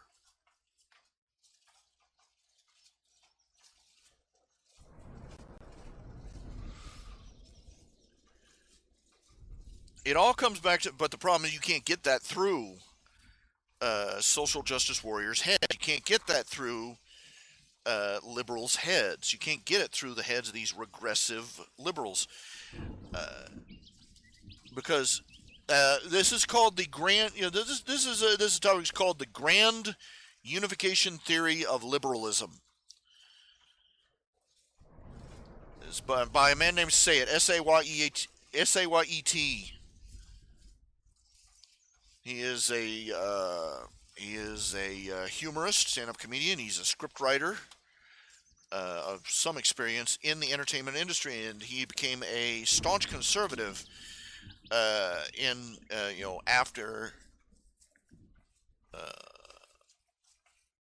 after September 11th. He realized that he had a road to Damascus moment. He realized that it came down to this. He saw his response to September 11th was outrage and anger at what happened.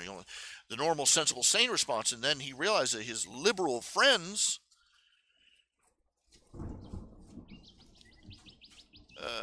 were having absolutely insane reactions. They were coming out there saying, well, America deserved it. And others were coming out, why can't we understand, we have to try and understand these poor people who are so oppressed that they have to, wage terror attacks. And, and he's like, and it finally clicked for him what was wrong with these people. And he, anyway, he went on. He said he spent a lot of time thinking about why is it you observe liberals, you observe progressive, you observe whatever they call themselves. Now, if they were really if their only sin was that they were indiscriminate, if their only sin was that liberals were indiscriminate, they would at least side with the good guys at least part of the time.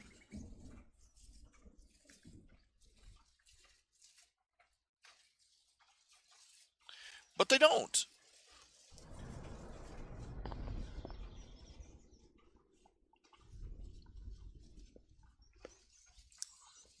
And he spent a lot of time trying to figure that out because you go out there, you'll find any situation, any issue, the leftist will come down on the wrong side. Selectively, preferentially, almost exclusively. And he asked why? Why is this? Why? And he thought over the upbringing that most leftists had, and the dogma that he had been subjected to as a kid and as a progressive in Hollywood. And he realized what it was, is what the root of it was.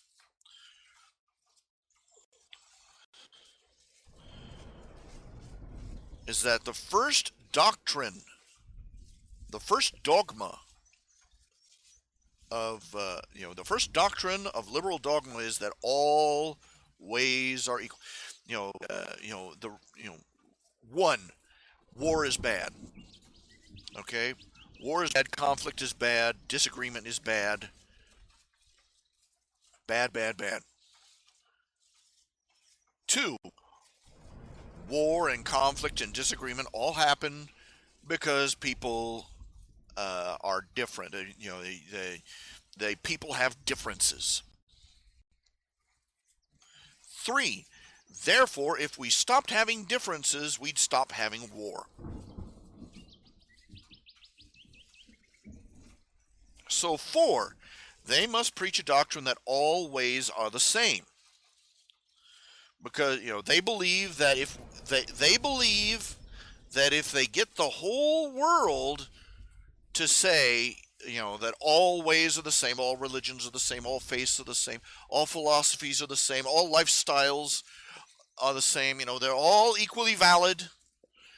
They believe that will be an end to all conflict and war and differences of opinion. Once we all agree that once we all agree that nobody has a monopoly on the truth, that there is no truth, rather, then we'll all live in a utopia, a peaceful nirvana. So the first dogma of liberalism is everything is equal. Good equals bad. Ugly equals beautiful. Wrong equals right. Successful equals failure.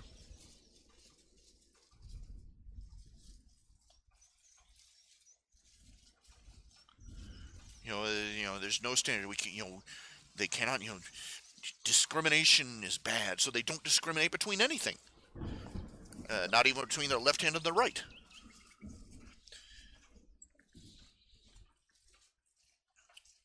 Two, therefore, if all ways are equal, all ways should get the same results. The communists should have the same kind of thriving society as the capitalists do. The Muslims should be living in a beautiful, glittering society the same as the Christians. All the different ways of thinking should all get the same result because they're all the same. Therefore, the only way, when confronted with reality, where one way works and another way doesn't, where good is better than evil, where beautiful is better than ugly, where effective is better than ineffective,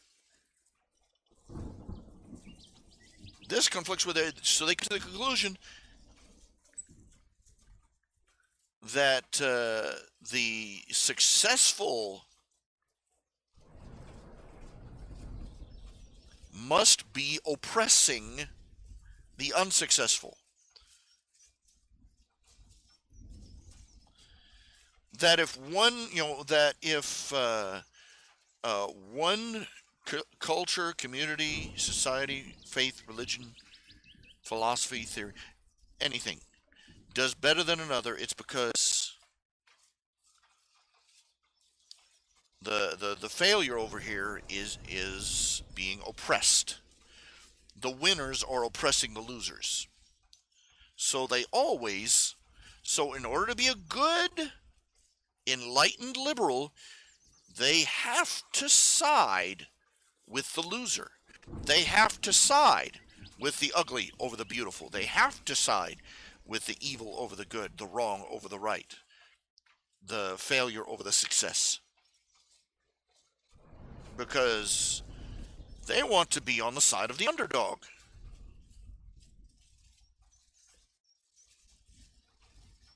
They want to fight the power, fight the, it comes, or to sum it all up, the easiest way to sum it all up, the short version, TLDR version, the winners must have cheated. That's liberalism in a nutshell, right there. They believe that the winners must have cheated. And what's the proof they cheated? That they're winners.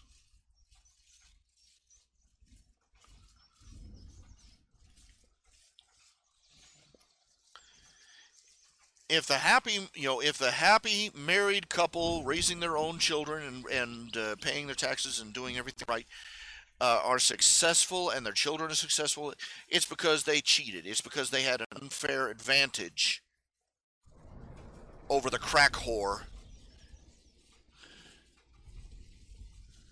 her live-in boyfriend, and her 15 children who are all half brothers to each other.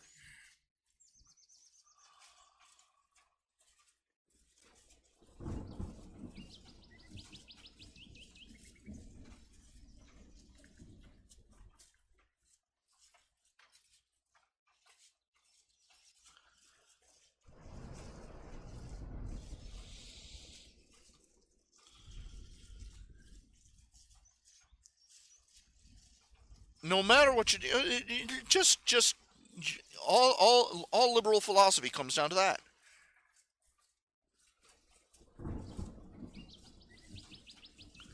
Calling the people who are, calling the winners cheaters. That's it.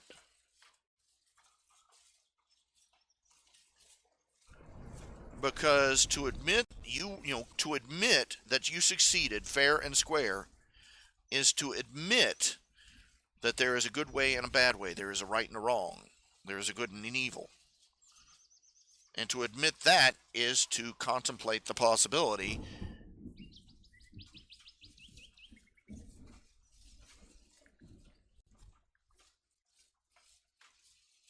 that there is, to admit that there is a moral law in the universe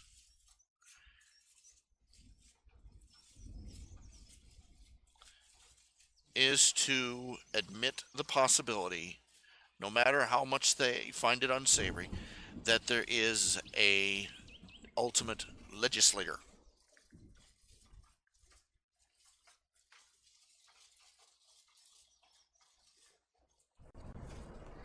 That if there are laws of absolute moral laws, that there is someone who wrote those laws.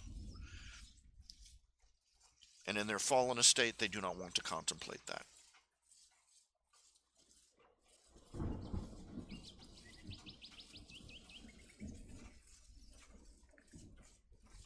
That's when you go to the ultimate degree. Oh, there are many Christians out there, I'm quite sure, who are leftist or leftist leaning. But there is, but that's human nature. There is nothing easier to sell than to sell the the angry toddler philosophy. No fair, no fair. You cheated.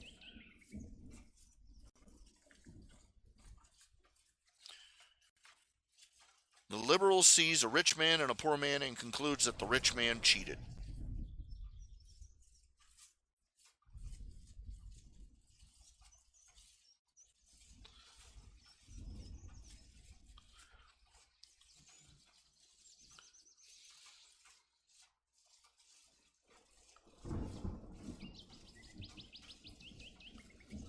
Or say, or they phrase it in a different. Oh, you had unfair advantages as a child. Well, everybody has unfair advantage. You know, everybody is at a disadvantage at some point or another, in some way or another.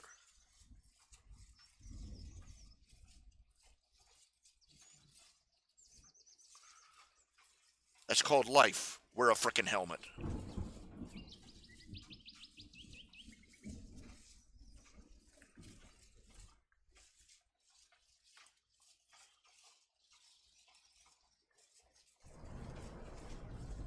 Regardless of whether or not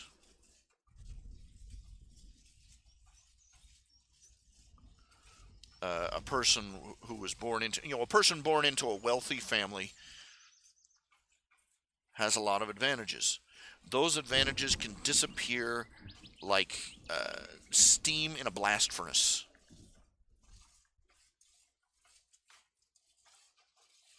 Just the wrong circumstances.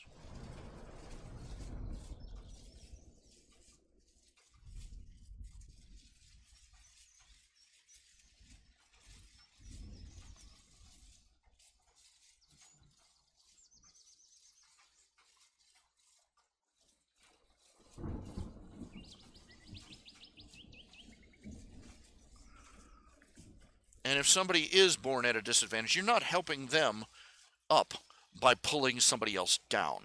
They're never going to grasp that, though.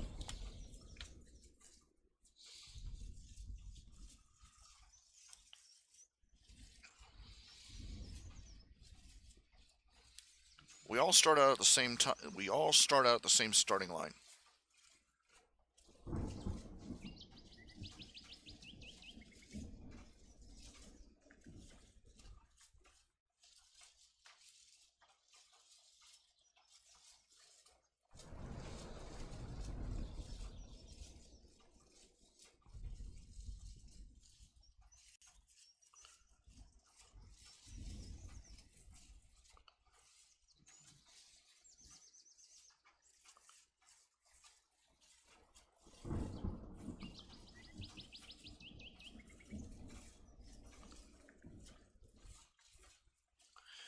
And you live in Western civilization. If you're born into Western civilization, automatically you're in the top 1% of the world's population.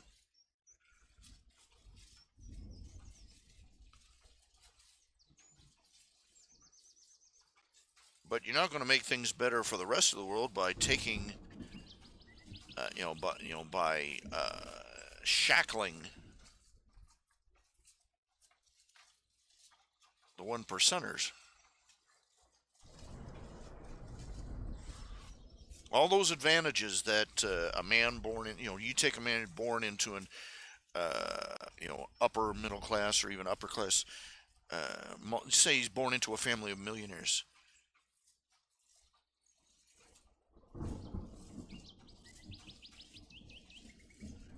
All those advantages that he starts out with can disappear literally overnight.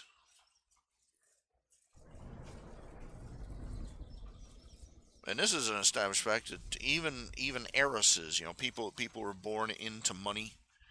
They inherit it. If they do not vigilantly administer their wealth, that wealth disappears.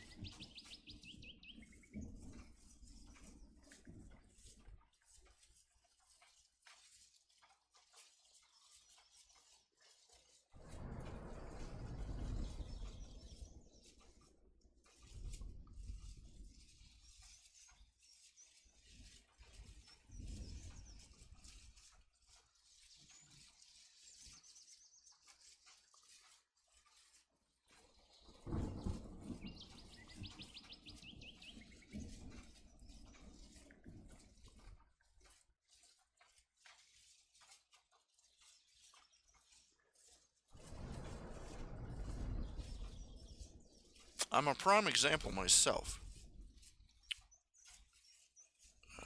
Born into a middle class family. Well, I said lower middle to middle class. Both parents stayed together. My parents stayed together. Were married Christian. Raised me in a Christian home. Became a Christian myself when I was a boy. And as an aside note, anything else beyond that doesn't matter.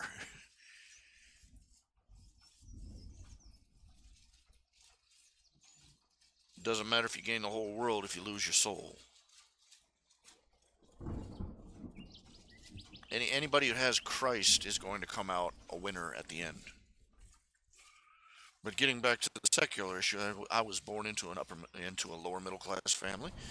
My parents stayed together, raised both me and my sister, took part in my education. The list of my personal advantages, no matter great or small, puts me easily in the top 1%. Of course, in that top 1% ranges everywhere from Donald Trump all the way down to a family making a living as fruit pickers in Florida. So, but still, I'm in the 1%. I've been told I am highly intelligent. I have been told I am very talented, and despite it all, you look at my life, and quite frankly, I made a lot of poor choices. I have failed to live up to my potential, and I am now living in a trailer as a virtual shut-in.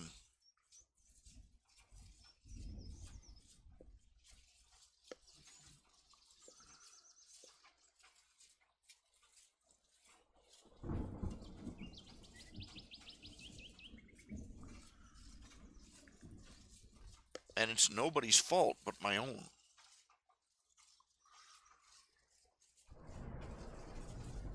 The greatest advantages on Earth barely amount to a half-second head start after the ahead of the starting gun.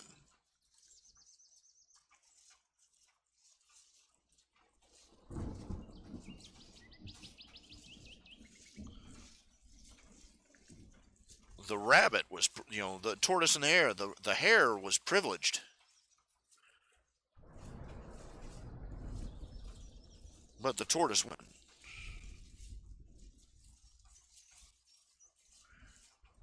And he didn't win by hobbling the rabbit to make things fair. Quote unquote.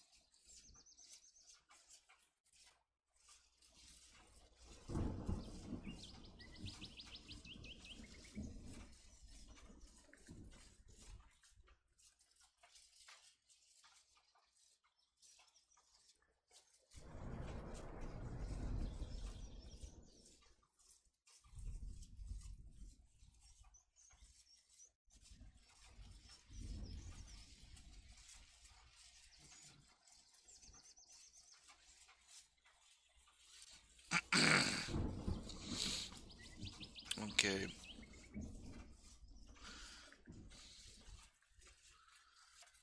Okay.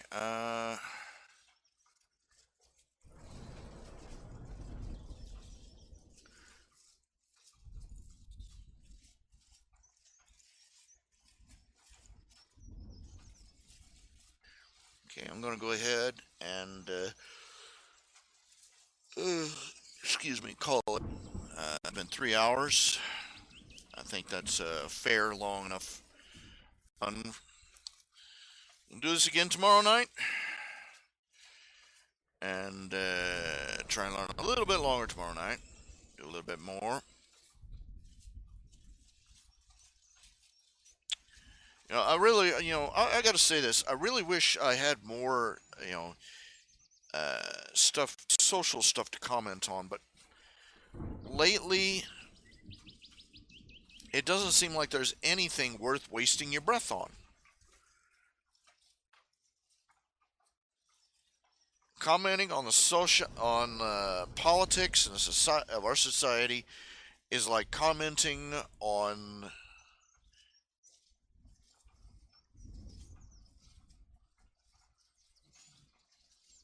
It's like being a exasperated nursery school teacher. Commenting on the bratish behavior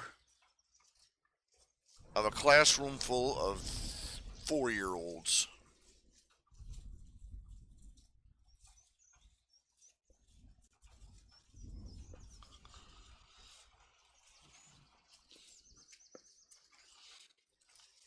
I mean, come on, think about it. Think about it. Most of the so called political movements that are running around in the streets right now have all the mental and emotional maturity of a bunch of bratlings throwing a tantrum because they didn't get a cookie.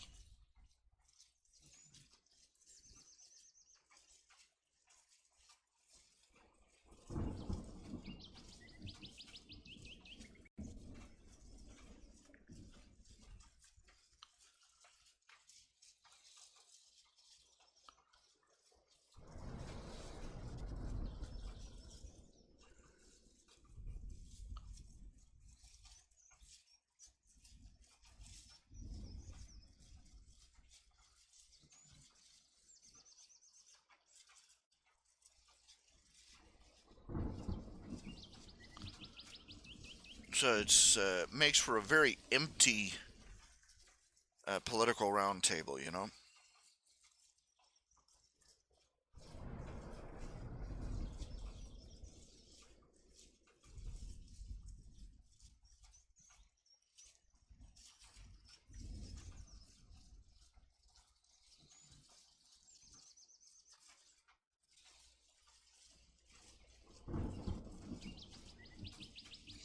Okay, I'll see you all tomorrow.